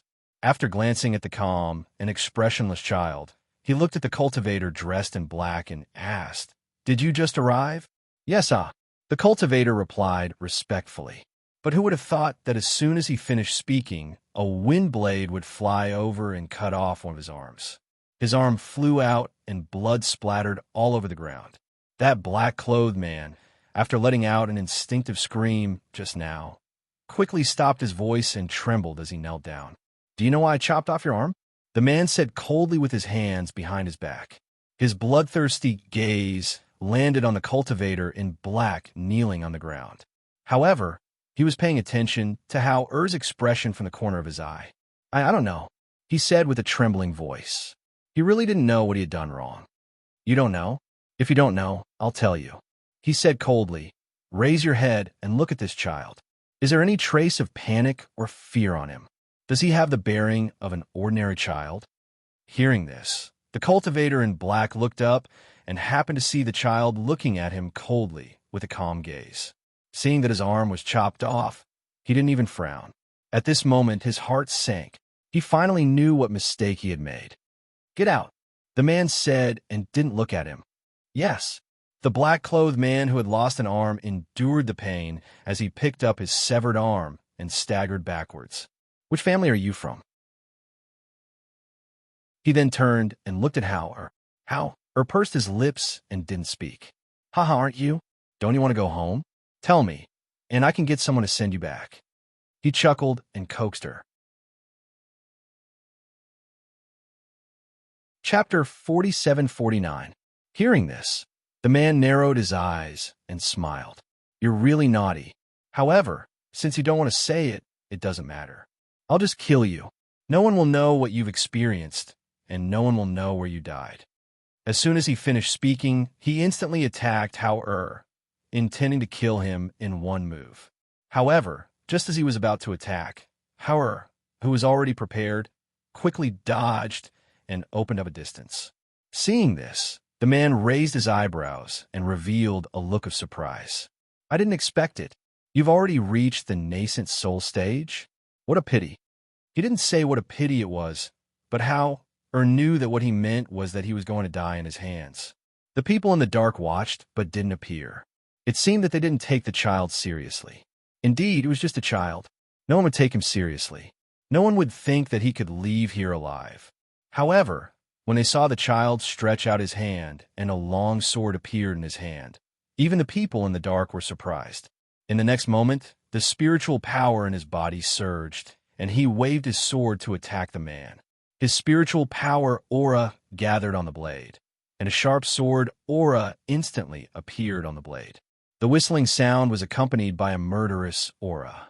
When it rushed toward the man opposite him, the sharp sword turned and a cold light flashed. In an instant, even the people in the dark couldn't help but hold their breath. Whoosh! Whoosh! The man in front of him saw the sharp sword chi coming towards him.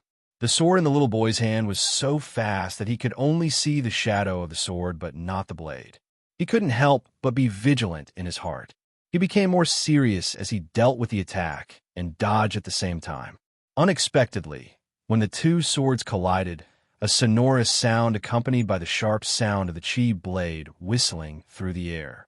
Traces of coldness were like sharp blades that cut through his robes, cutting several holes in them. Clang! Whoosh!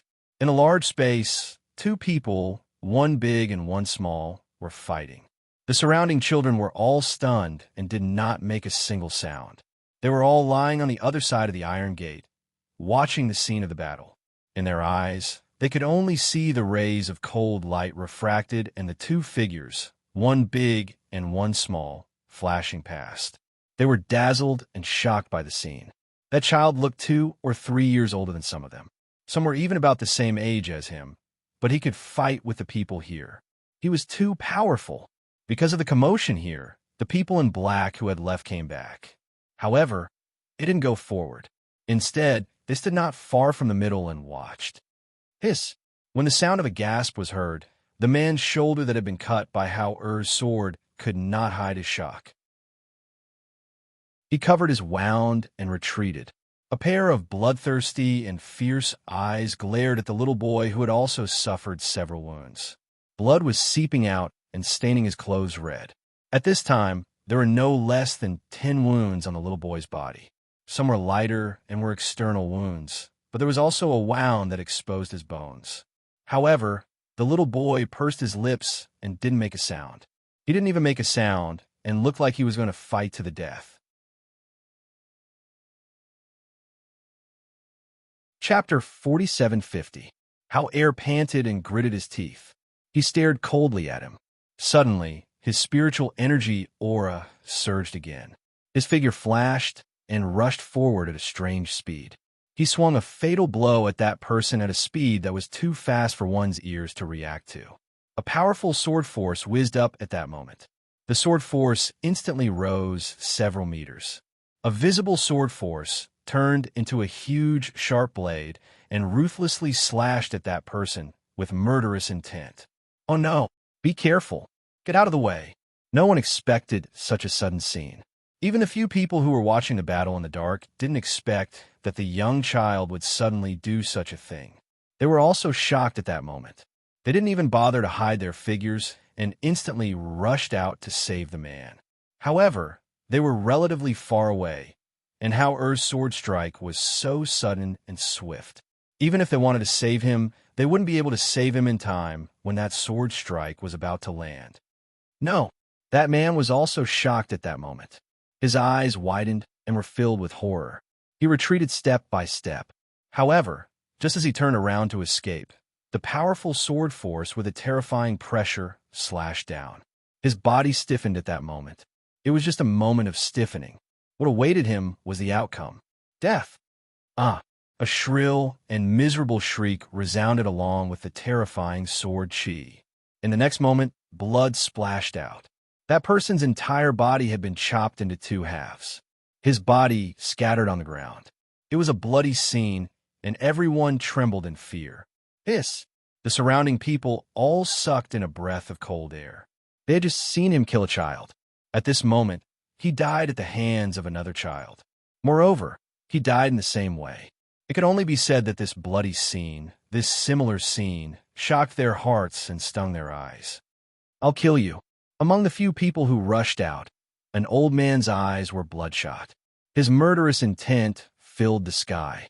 The anger in his heart and the two halves of the corpse on the ground stimulated his nerves. He rushed over and slammed his palm down at Hao-Er. That palm contained the powerful pressure and aura of a godly king expert. That palm contained monstrous, murderous intent and anger. It was a determination to kill him. He used almost all of a godly king's strength in that palm strike. Even if he died, there would not be a complete corpse. He would be smashed into meat paste. Even though Hao-Er had been practicing swordsmanship with his master during this period of time, he could not dodge or block a godly king expert, no matter how outstanding his talent was. Before he could even react, the old man's fatal strike had already landed on his chest with a bang. Bang! The tiny figure was blown away immediately. He had been knocked over a dozen meters away by the great force. However, the scene of flesh and blood did not happen. His organs did not shatter, nor did he put up a final struggle. As a matter of fact, there was not even a sliver of blood from the corner of his mouth. It was as if he had only been pushed away by someone, but it was not a big deal. He was not injured at all. Spurt. Chapter 4751. That's impossible. The few people who came out from the shadows and the surrounding black-clothed men all widened their eyes in shock and gasped.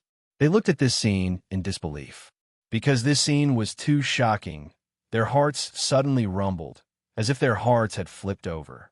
Their bodies involuntarily trembled, and shock appeared in their eyes. Puffed. Cough, cough. The dying old man twitched on the ground. His face was ghastly pale, and he rapidly aged and withered. He spat out another mouthful of blood and coughed painfully. As he coughed, blood continuously flowed out of his mouth, and his body twitched. No one stepped forward, because everyone knew that he would not survive. After a long silence, a deep and cold voice rang out from somewhere and reverberated in the air. An expert cast a defensive spell on him, so the power of that attack was reflected back as much as possible. However, after this attack, the defensive spell on him was destroyed as well. If we don't kill him now, when will we? At the same time, in Cloud Sky Mountain, the Qing Emperor, who was resting on a soft couch with his eyes closed, suddenly opened his eyes. A deep and cold voice rang out from his mouth, as if he was talking to himself. Someone actually dares to attack my disciple? They must be tired of living. As soon as he said that, he slowly closed his eyes as if he had fallen asleep. On Hao-Er's side, he heard the voice reverberating in the air. He saw the God King experts surrounding him, but they stopped a few meters away from him. Then, they raised their hands. Some of them condensed a powerful airflow, some raised their swords, and some gathered flames in their hands.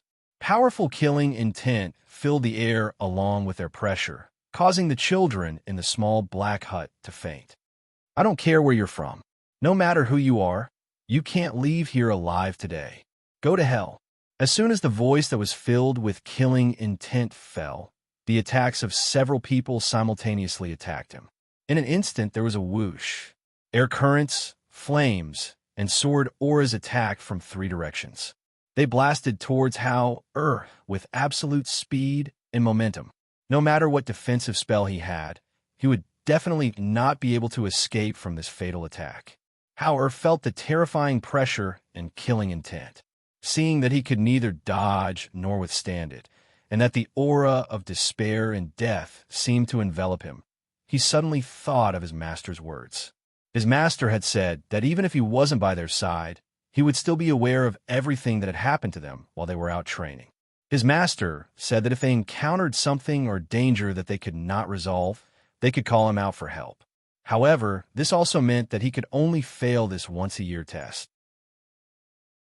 Therefore, at this moment, many thoughts flashed through his mind. In the end, he gritted his teeth and endured. At the same time, he stopped the silver wolf from coming out of the space. He was betting that his master would appear. Whoosh! Boom! On. Chapter 4752. A figure appeared in front of Hao-Er like a god. He had one hand behind his back and the other in front of his abdomen. A powerful airflow surged around him, and a terrifying pressure an aura pervaded the air. It was breathtaking. "Master!" Howard called out in surprise. His eyes were filled with joy. He knew it. He knew that his master would come to save him. At this moment, the god kings who had attacked Howard were all knocked to the ground by the powerful streams of air. They vomited blood as they paled as they stared at the expert who had suddenly appeared in shock. Who are you?" The Lotus Supreme Arch glanced at the few god kings coldly. He did not say anything. Instead, he raised his hand, and the few god kings on the ground were lifted up by a powerful air current. "No, don't kill us, don't kill us." Before he could finish begging for mercy, he stretched out his hand and suddenly clenched it into a fist. Just as he clenched his hand into a fist, a few cracking sounds could be heard. The cultivators' heads tilted to the side, and they instantly stopped breathing. Some distance away, the cultivators in black had their veins broken by the powerful aura.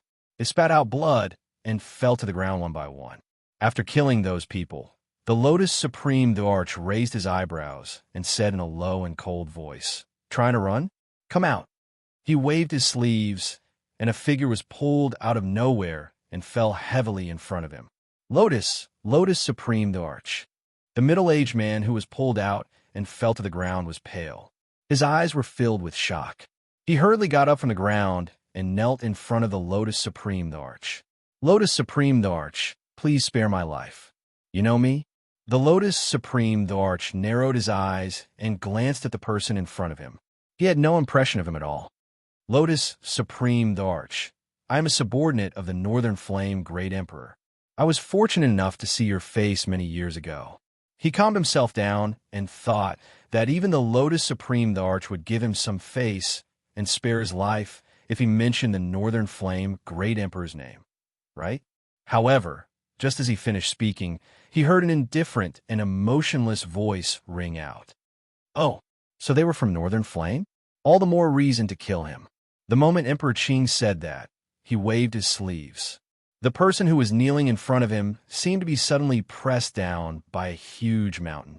With a bang, his upper body fell forward in a kneeling position. Even his head was knocked out.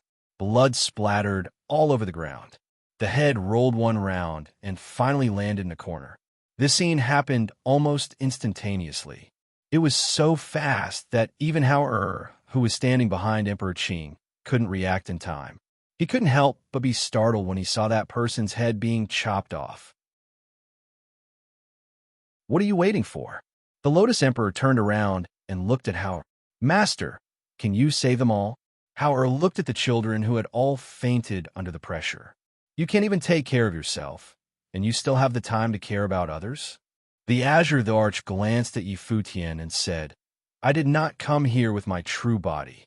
I only sent a clone. If you want to save someone, do it yourself." Hao immediately asked, "Master, have you killed all the cultivators here?"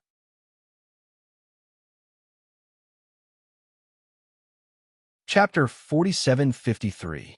As he spoke, Hao took out a strip of cloth and medicine to stop the bleeding. He simply and quickly bandaged the deepest wound on his body. Then, he respectfully bowed to the Qing Emperor. "Disciple thanks Master for saving me. Let's go. Master will protect you for a while longer," the Qing Emperor said. He originally intended to let Hao deal with it himself, but after seeing the deep wound, he changed his mind and stepped forward. Hao saw this, and a rare smile appeared on his face. He answered loudly, "Yes," and quickly followed. He didn't know why his master changed his mind. He only knew that his master, who originally wanted him to deal with it himself, took him outside for a walk. He didn't even need to do anything. He took care of all the black-robed cultivators outside by himself. "Return to the mountain as soon as you're done. You're the only one left," the Qing Emperor said and glanced at Hao. "Yes, disciple understands." Hao answered respectfully. "Tidy yourself up when you go back so that the two little ones won't be worried," the Qing Emperor said lightly. "Okay." Hao nodded. A warm current flowed through his heart. Just as he finished speaking, his master, who was originally standing in front of him, disappeared.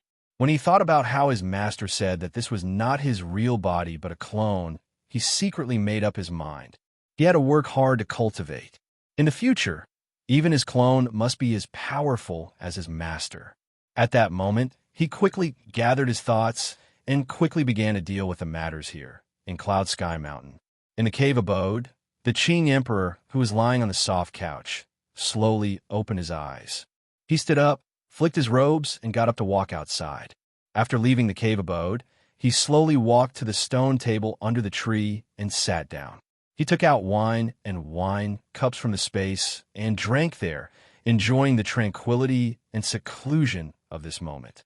However, after a while, he heard a sweet and happy voice. "Master, master." You were bounced over and quickly walked to him. She took out something from the space as if she was presenting a treasure. "Master, master, look. This is the gift I brought back for you when I came back." The Qing Emperor looked at her and saw her open the small box in her hand. She took out a shiny black jade hairpin and handed it to him. "Master, master, do you think it's pretty? This is what I bought after selling some valuable things of ferocious beasts." Ewer said with a beaming smile, then handed over that hairpin to him. The three of them had been here with her master for a year. Her master treated them very well and took care of them. So this time, she earned some extra money and wanted to buy a gift for her master. The Lotus Emperor's eyes lit up when he saw the hairpin. He knew everything that the three of them had gone through when they were training outside. Naturally, he also knew that this little girl had collected the skin, horns, or some inner cores of fierce beasts and sold them.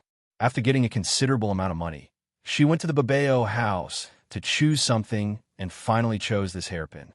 He originally thought that this was a gift for her father, but he didn't expect that it was for him. Thinking of this, his eyes softened. It was unknown what he had thought of, but he picked up the black jade hairpin and said, "And Master will accept this gift." Chapter 4754. Emperor Qing glanced at her and smiled. He said gently, "You're very beautiful. I like you very much." "That's great. I knew you would like it." She clapped her hands and cheered happily. Without waiting for him to speak, she turned and ran back to where she came from, shouting, "Master, I'm going to play with my brother. We're going to the foot of the mountain to wait for him to come back." Seeing that the little girl had run far away, Emperor Qing retracted his gaze and looked at the black jade hairpin in his hand. He then took out the white jade hairpin in his hair. Looking at the two hairpins, one black and one white, he shook his head and revealed a doting smile. His low voice sounded as if he was whispering softly. "This girl, her gifts are all the same." Thinking that his disciple who had gone through a tribulation had returned to his side and was growing up by his side in the same way, he felt incomparably gratified. This time, no matter what, he would protect her well and would never let her suffer the slightest bit of harm, let alone let her suffer the pain of reincarnation. At the foot of the mountain, Mu Chun and Mu Yu were sitting on the steps. Mu Yu was humming a little tune as she looked at the winding mountain path. "Brother, shouldn't we send a message to ask where Big Brother is? Why isn't he back yet? I already asked when we want to find Master, just now. He said he was delayed by something, but he's already rushing back here. He shouldn't be able to reach here today. It'll take at least 2 or 3 days." Mu Chan said as he played with a branch in his hand. "Sister, did Master like the gift you gave him?" "Yes. Master said the hairpin is very beautiful and he likes it very much." Ewer said with a smile. Thinking that her master liked her gift, she was very happy. "Why did you think of giving him a hairpin?" Mu Chan asked. "Because Master has everything. I don't know what to give him. If it's medicinal pills, they'll be gone after eating them. As for other treasures, Master must have more than us. I also saw that Master only has that white jade hairpin on his head, and he hasn't changed it after wearing it for so long. So I thought, does Master not have a hairpin? Thinking that he has a white jade hairpin, I bought him a black jade hairpin." As she spoke, her small face overflowed with a happy smile. She said, "In the future, Master will have 2 hairpins and can use them alternately." The brother and sister chatted here until the sky darkened. Only then did they walk towards the Immortal's cave. A few days later, Har finally arrived at the foot of the mountain. Due to his injuries, his journey was slowed down. However, he managed to rush back within a month. When he arrived at the foot of the mountain, he saw that his younger siblings were already waiting for him. Big brother, big brother. The two of them shouted and quickly walked to his side. However, once they got closer, the two of them also noticed that he seemed to have become much more haggard, and his face was somewhat pale. Big brother, are you okay? Why does he look so pale? Are you too tired? Eeyore asked. Then coming to the front of him, she sized him up. After carefully sizing him up, worry appeared on her little face. Big brother, are you injured? Was it a serious injury? I can smell blood on your body. Where are you hurt? Have you applied the medicine? Eeyore nervously asked. Brother, here you go. Mu-chan was even more direct. He took out a nourishing pill from his space and handed it to him. Chapter 4755. I'm fine. You don't have to worry about me. It's just a small injury, and I've already applied medicine with Mother's medicine. The wound healed quickly. Maybe I'm just a little tired from rushing back, but it's not a big deal. Howard comforted them while saying to Mu-chan, put away the medicinal pills. Big brother has some in his space, and we ate them on the way. Mu-chan paused for a moment, thinking that his mother had prepared a lot of medicinal pills for the three of them. He put away the medicinal pills. Big brother, come here and take a rest first. Took his hand and sat down on the stone steps. She took out some water and said, Big brother, drink some water. Okay. Howard didn't refuse her kindness. He took a few sips from her hand and felt the dryness in his throat ease a little. Then he asked, How long have you been waiting here? We've been waiting here since morning, but we didn't slack off. Big brother and I were reciting the mental cultivation method here just now. Eeyore said with a smile. You didn't encounter any danger on your way back, right? He didn't ask in detail on the communication jade. Now that he saw them, he asked. There was no danger. It was something that we could deal with. We weren't injured. Eeyore said, Well, it was just a small matter. Mu-chan also said. He looked at him and asked, Big brother, did you meet a very strong person? It's a long story. I'll tell you in detail after we meet Master. After resting for a while, he stood up and said, Let's go and pay respects to Master first. Okay, Master has already said that we should go together when you're back. Eeyore said and stood up with him. The three of them went up the mountain together. When they arrived in front of their master's cave residence, Howard shouted, Master, disciple is back. Master, we're here too. Eeyore also raised her voice. Come in. Qing Emperor's voice came from the cave residence. When the three people outside heard this, they looked at each other and walked in. When they came in, they saw their master sitting at the stone table and drinking tea. There was something like an invitation beside his hand. Greetings, master. The three of them respectfully saluted. Yes. He glanced at the three of them and said, You all did very well on the test this time. You all completed the task within a month, although there were some accidents in between. As he spoke, his gaze landed on Howard. He asked, Have your injuries healed? Master, I've recovered from all my minor injuries. There's only one wound that's a little deeper and hasn't fully recovered, but it's not a big deal. Out, said respectfully.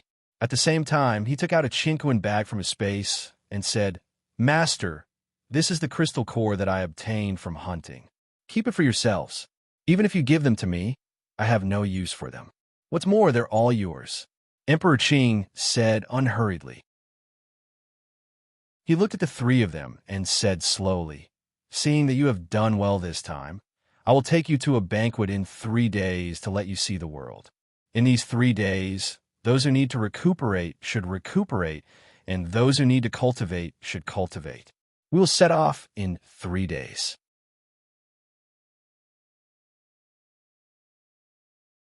Chapter 4756. Emperor Qing nodded, and his expression softened a little. Then he took out 3 immortal fruits from the space. This is a reward for the 3 of you. Take it back and eat it. It can increase your spiritual power by 100 years. Thank you, Master. Thank you, Master. The 3 of them said in unison. They happily went forward to receive the fruits, bowed, and then left. At the same time, in the East Sea Spirit region where Xianyuan Mo's cultivated his soul, Gu Imo, who was guarding this place, was patrolling the sea with his men.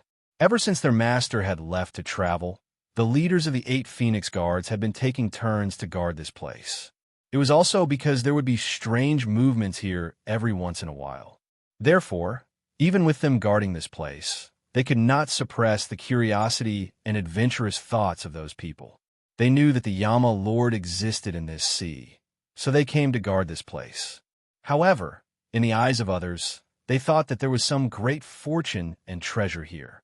Even if there was a risk of being discovered and killed, there would always be people who would take the risk to explore. "Captain, we caught 3 rogue cultivators who intended to sneak into the sea," a Phoenix Guard reported. Guillermo, who was patrolling the sea with his men, frowned and said, "Bring them to the sand by the sea." As soon as he finished speaking, he led his men back. At this time, it was almost noon. Although there were clear orders not to approach the East Sea Spirit region, there were still many cultivators wandering around. Therefore, when they saw the Phoenix Guard catch 3 rogue cultivators and bring them to the sand by the sea, the eyes of those cultivators who were watching from afar flashed. Let me go, let me go. What right do you have to catch me?" A cultivator struggled, wanting to break free. However, the ones who were holding him were strictly trained Phoenix Guards, so naturally, they would not let him break free so easily. "We didn't do anything. What do you want to do?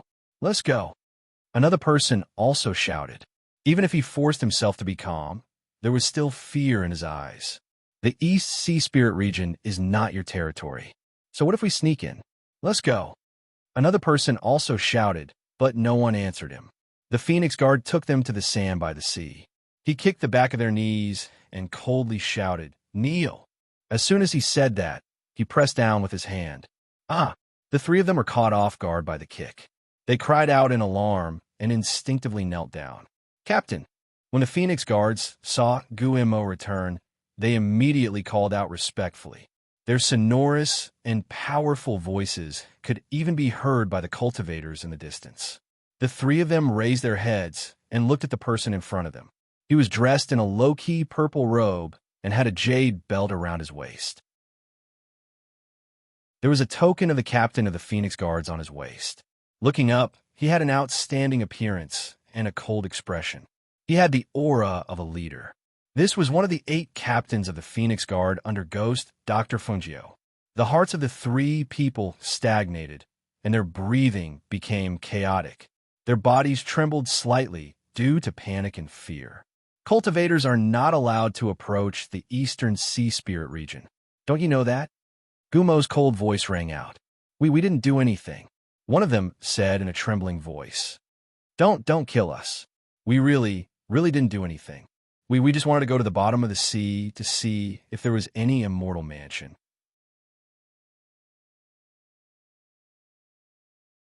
Chapter 4757.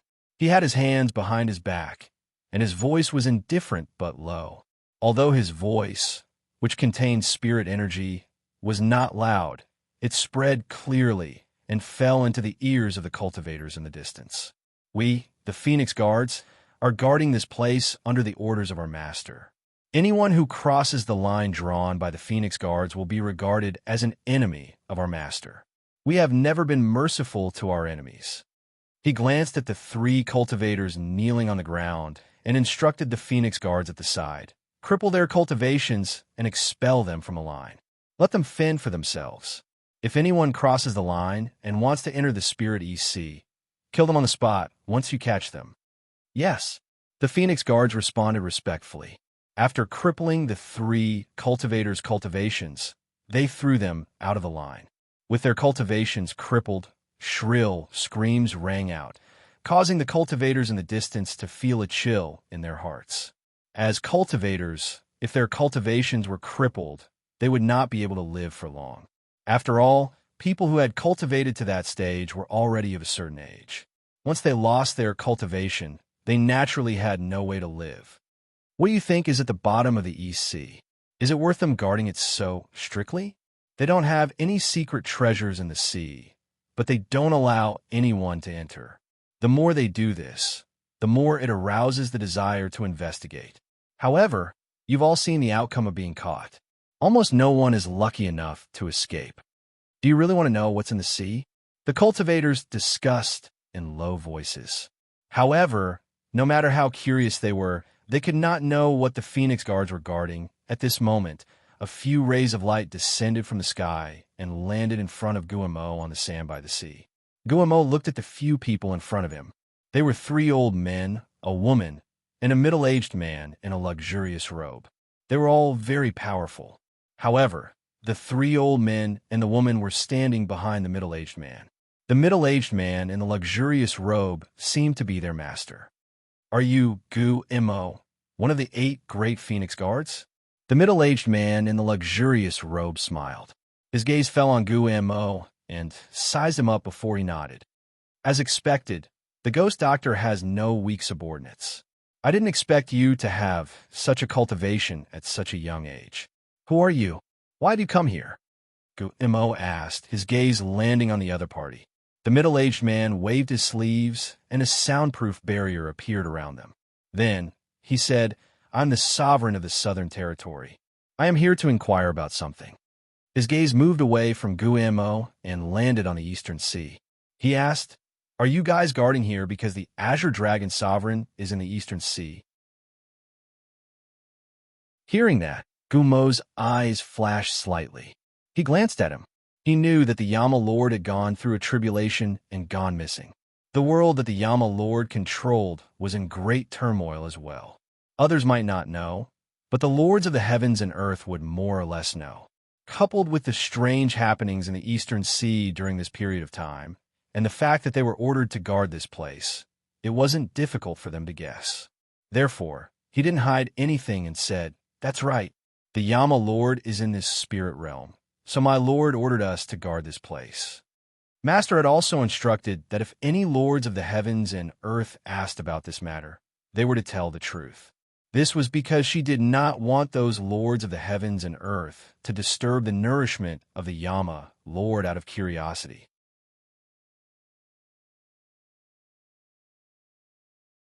Chapter 4758. I see.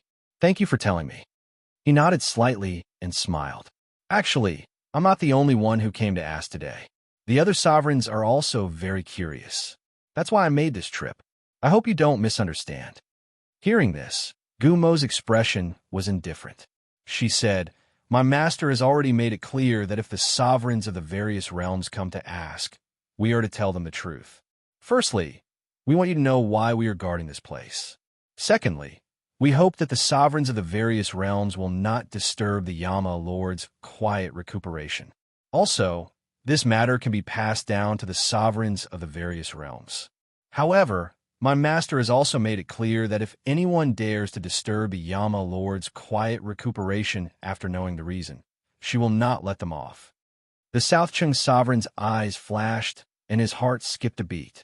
What she meant was that she wanted them to know about this matter. However, if anyone were to disturb the Azure Dragon Sovereign's quiet recuperation in the sea, she would not be courteous to them. Thinking of the ghost, Dr. Fengjiu's methods, the South Chung Sovereign smiled and said, I understand. When I return, I will definitely pass on the ghost doctor's words to the other sovereigns. I won't disturb your patrol any longer. See you again. He cupped his hands and looked deeply at Guillemot. Then, he waved his hand to remove the soundproof boundary and left with the others. After watching them leave, Guillemot ordered the Phoenix Guards to patrol the surroundings and changed the team to patrol the sea. He then took out his communication jade and informed his master, who was traveling, about the matter that the South Chung monarch had come here to inquire about. On the other side, Fengjiu had been wandering around alone. Recently, she came to Heaven Mountain again. The last time she came here, she could not enter because of the boundary. This time, she entered the boundary alone. She did not go to the cave abode where Imo-chan was cultivating his immortal body. Instead, she went to the snowy peak at the top of the sky where Tion Jizi often sat. She sat there cross-legged with her eyes closed. No one knew how long she had been sitting there. Her red robes were covered with a layer of snow as thick as a palm. Her original red robes were covered with white snow. Even her black hair was dyed white by the snow. She sat there motionlessly, as if she had become one with the world. If one did not look carefully, one would not be able to tell that the person sitting there was alive. At the peak of the snowy mountain, it was quiet. Only the sound of snowflakes and the whistling of the cold wind could be heard. After an unknown period of time, she slowly opened her eyes. At this moment, a layer of snowflakes had gathered on her eyelashes. As she opened her eyes and looked up, her eyelashes gently fluttered and the snowflakes fell with her. Looking at the vast expanse of whiteness in front of her, she opened her mouth slightly and gently exhaled a mouthful of turbid air. In an instant, she felt refreshed all over, as if a pure aura flowed through her body as she exhaled the turbid air. It was very comfortable. She sat there without moving, only adjusting the spiritual energy in her body.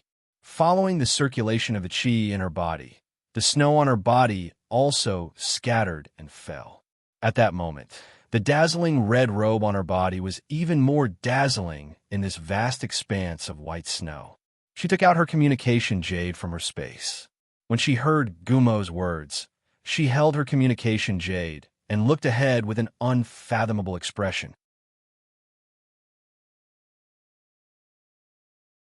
Chapter 4759. Arriving in front of the cave, she stopped in her tracks. Looking at the entrance of the cave, which was covered with a barrier, her eyes flashed. Tianjizi had died because of Mo Zhe, and Mo Chun had died because of her. Now that it was difficult for him to condense his immortal body, no matter what, she had to help him condense his immortal body so that he could ascend to immortality and enjoy eternal life. Although she had not yet ascended to immortality, she now had enough power. She believed that she could help him.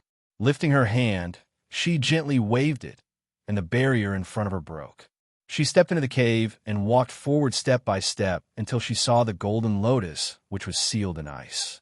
On top of a block of ice in the cave, there was a golden lotus which was emitting a faint light. Because it was sealed in ice, the aura of the golden lotus did not spread. However, standing there, Feng Jiu could clearly feel the familiar aura emitting from the golden lotus. Golden lotus incarnation, condense and ascend. Mo Chun, you've done so much for me. It's time for me to do something for you. She murmured softly, then slowly raised her hand and placed it on the ice. A pure spiritual aura, accompanied by the rich, ancient green lotus aura, slowly seeped into the ice and headed towards the golden lotus in the ice. A green light gradually rose from Feng Jiu's body and surrounded her.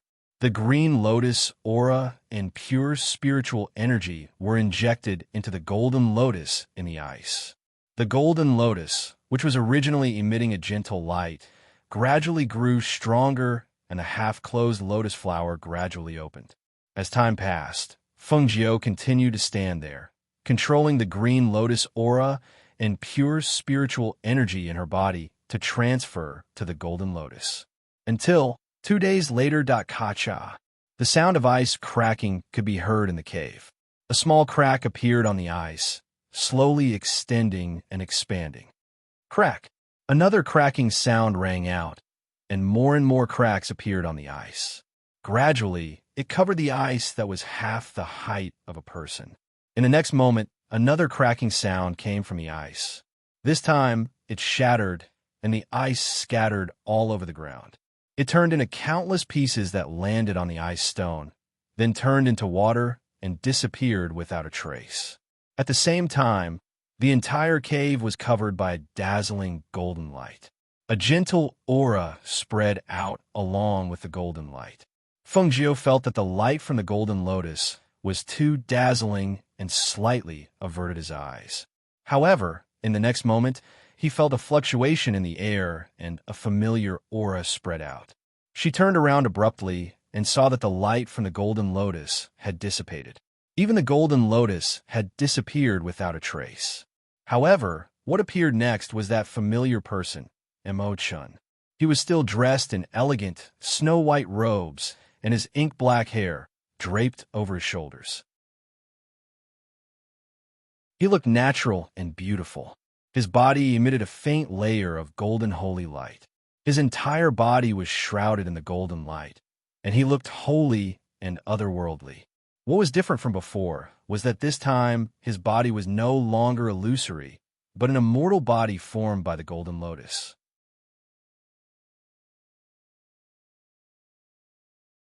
Chapter 4760. Geo. Imo-chan's gentle voice rang out. A faint smile appeared on his celestial face. His deep and calm gaze landed on Fengjie, who was dressed in red. Imo-chan. Fengjie looked at him and also smiled. Today, I will help you ascend. Congratulations on attaining the Blue Lotus. Imo-chan said gently. He looked at her and said, now that my immortal body has been formed, you don't need to help me anymore. Once I finish the heavenly lightning tribulation, I can ascend and become an immortal. 81 bolts of heavenly lightning. This is no small matter, Fengjie said. Hearing this, Imo-chan shook his head slightly. There was a gentle smile on his lips. I am an immortal body formed by the Golden Lotus. The heavenly lightning tribulation will only strengthen my immortal body. It won't be a problem. Fengjie was slightly surprised. 81 bolts of heavenly lightning tribulation will only strengthen your immortal body. Yes, you forgot that I'm not an ordinary cultivator. My physical body has long dissipated. Now that I have condensed an immortal body, the heavenly lightning tribulation won't do me any harm. On the contrary, it will only benefit me. As if he had sensed the changes in the sky, he looked at her and said, the heavenly lightning tribulation is gathering and the weather is changing. Geo, I have to go. With that, he slowly walked out. His steps looked like he was walking on the ground. However, if one looked closely, they would see that he was walking on the wind. He did not touch the ground. Fengjie saw him leave the cave and quickly followed him. As soon as they left the cave, they felt the terrifying chi in the sky gathering at the peak of Sky Mountain. The wind and clouds surged, and the muffled sound of thunder came from the clouds. This scene was very similar to when Immerse had broken through. Fengjie's heart skipped a beat. However, when she thought of Imo-chan's words, she could not help but look at him. Imo-chan's expression was calm. He walked slowly to the peak of the mountain and stopped. He turned to look at her. Geo, today I'm ascending. In the future, we can only meet again in the immortal world. I hope you can safely pass through the tribulation. Everything will be fine. He spoke slowly and looked at her deeply with a calm and serene gaze. Then, he retracted his gaze and turned around to sit cross-legged in the snow. His hands formed the shape of a lotus and placed between his knees. I will. Let's meet again in the immortal world, Fengjie said softly. He stepped back a little and prepared to guard him here and watch him ascend safely. Boom! In the sky, a loud rumble of thunder resounded through the clouds. The wind and clouds surged, and the sound of heavenly thunder alarmed all realms. Boom! As a bolt of lightning streaked across the sky, the first bolt of lightning struck down with a rumble. The two bolts of lightning intersected and landed on Imo-chan's body, creating a powerful shockwave. She was worried, but when she saw that Imo-chan was still sitting there quietly after the bolt of lightning struck, she finally relaxed. It looked like what he said was true. When he ascended and became an immortal, the heavenly thunder would only strengthen his immortal body.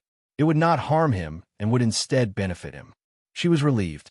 At the same time, the sovereigns of all realms were alarmed by the sound of heavenly thunder. A few of them were talking about the East Sea spiritual region. When they heard the sound of heavenly thunder, they immediately stepped out of the main hall and went outside. Is that the sound of heavenly thunder the sound of ascension? One of them was extremely shocked.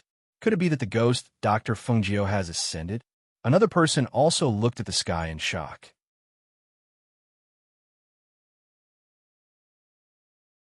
Chapter 4761. Hearing this, they looked at each other and immediately said, "Let's go." With that, they waved their sleeves and instantly turned into several streaks of light and flew up into the sky. At the same time, in the upper immortal realm, when the four great emperors noticed the strange movement below, their expressions turned extremely ugly. Could it be that the ghost Dr. Fengjie has ascended? They all guessed at the same time. In their opinion, the only one who could ascend was the ghost Dr. Fengjie. Other than her, no one else dared to try. Even if they wanted to try, the opportunity was hard to find. Immediately, they arrived in front of their respective water mirror. With a wave of their sleeves, they saw the person in the water mirror who was undergoing heavenly lightning and ascending. Who is this person? They were unfamiliar with Emo-chan, so they couldn't guess who he was. However, when they saw that the person's eyes were tightly shut, his appearance was outstanding, and his temperament was refined, they couldn't help but secretly praise him. I didn't expect that in the lower immortal realm, apart from Xinyuan Mose and the ghost Dr. Fungio, there would be such a banished immortal. How surprising. This person is already an immortal? One of the great emperors took a closer look and was very surprised to see that the person below who was undergoing heavenly lightning already had an immortal body. Since it's an immortal body, ascension is also in accordance with the heavenly Tao. It seems that another great emperor will be born in the upper immortal realm, perhaps because they saw that the person below was already an immortal body. They didn't make things difficult for him. This was because they knew that once an immortal body was formed, ascension was only in accordance with the heavenly Tao. If they tried to stop him, the heavenly Tao would probably not tolerate them. Therefore, they waved their sleeves and turned to leave the water mirror. When they arrived outside, they sent a message to the other great emperors and prepared to discuss whether they could rope this person in after he ascended. He would be a great help in the future. However, because Fungio had retreated further away to protect Emo-chan, the four great emperors only saw that Emo-chan was undergoing heavenly lightning and didn't notice the red-robed Fungio further away, on the other side. Emperor Qing, who had brought her Mu-chan and Mu-yu to attend the banquet, also sensed the abnormality in the lower realm. Thus, he flicked his sleeve, and an image appeared in front of him. It's Uncle Emo-chan. When Hao saw the person enduring the heavenly lightning, he couldn't help but exclaim softly and quickly went to his master's side. I want to see it too. I want to see it too. Yor also quickly stepped forward and blinking her pair of big eyes, she looked at that person who was sitting quietly with his eyes closed. It really is Uncle Emo-chan. Is he advancing? Mu-chun asked in surprise. The Azure of the Arch glanced at his three disciples and said slowly, he is preparing to ascend. After experiencing 81 bolts of heavenly lightning, he can ascend and become an immortal. He will be ranked as the 9 heavens supreme Arch and live as long as heaven and earth. Is he as powerful as Master? Yor curiously raised her head and looked at him. Yes, but even if we are both 9 heavens supreme Thearchs, there are differences in strength. I have cultivated for tens of thousands of years and cannot be compared to just anyone. He said slowly, his voice neither fast nor slow, and there was a hint of arrogance in his words.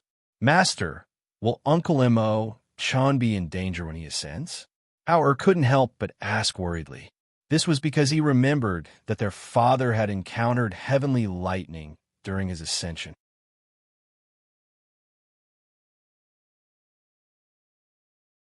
Chapter 4762. Hearing this, the three of them looked at each other and smiled happily at the same time. It's good that there's no danger. Maybe Uncle Emo-chan has ascended and we'll have a chance to see him in the future. Mother? It's Mother. Mother is there. Yor looked at the corner of the screen in surprise. There was a red figure. That figure was far away, but they knew that it was their mother. Hearing Yor's words, Hao and Mu-chen's mind suddenly shook, and with anxiousness in their eyes, they promptly searched that picture. Sure enough, at the most corner, they saw a tiny red figure in that snowy ground. It's really Mother. Hao and Mu-chen were happy. They hadn't seen their mother for more than a year. Master, I want to see Mother. We want Mother. Yor pulled on Emperor Qing's sleeve and looked at him with hope. Emperor Qing looked at the 3 children and waved his hand to show the main view of the red figure Fungio. Mother, Yor missed you so much. Yor shouted at the screen. She knew that her mother didn't see her and couldn't hear her, but she still called her. Mother, we missed you too, Hao and Mu-chen said. Their throats were choked and tears were in their eyes. They missed their mother. They missed their mother so much. When could they see their mother again? How could they be together with their father and mother? Seeing that his 3 disciples were about to cry, Emperor Qing waved his sleeve and the screen disappeared. He turned and walked to the front of the ship with his hands behind his back. Cultivate well. In the future, when your strength increases and you have the ability to protect yourself, when your mother ascends to the 9 heavens, you'll have plenty of opportunities to see her. Hearing this, the 3 of them looked at each other and wiped away their tears. They nodded heavily. Yes, Master, we'll cultivate hard. We'll become very powerful in the future. Seeing this, Emperor Qing nodded and said, Go and rest. There's still 2 days to go. You have to recuperate your mental state, and don't embarrass me when the time comes. Yes, the 3 of them replied before returning to their cabins to rest. On the other side, the South City Sovereign and the rest were surprised when they arrived at the area where Mo-chan was advancing. They thought that the one ascending here would be the ghost Dr. Fungio, but they didn't expect it to be Nailin Mo-chan. So it's him who's ascending. However, didn't he disappear from the world long ago? How could this be? One of the sovereigns stared in astonishment at Mo-chan, who was being tempered by the heavenly lightning. Yes, in that battle back then, many cultivators saw him die, protecting the ghost Dr. Fungio. At that time, I saw him disappear from the sky with my own eyes. Not even his corpse was left behind. I didn't expect him to still be alive, and now he's in the ascension stage. It's really unbelievable. Look at his body. It seems a little different. Also, there's a golden lotus between his eyebrows. Could that be an ancient golden lotus? One of the sovereigns said as he stared in astonishment at the golden lotus between Mo-chan's eyebrows. The South City sovereign pondered and said, I wonder what kind of fortuitous encounter he had. He could be reborn and even ascend to become an immortal. You're tuning in to the Romance Rendezvous YouTube channel. We're so grateful for your support, and don't forget to subscribe to join us on this incredible journey through captivating stories. Your generosity through donations truly makes a world of difference, as it's the primary source of revenue that allows me to expand and enhance this channel for you. Thank you from the bottom of my heart for being a part of this adventure.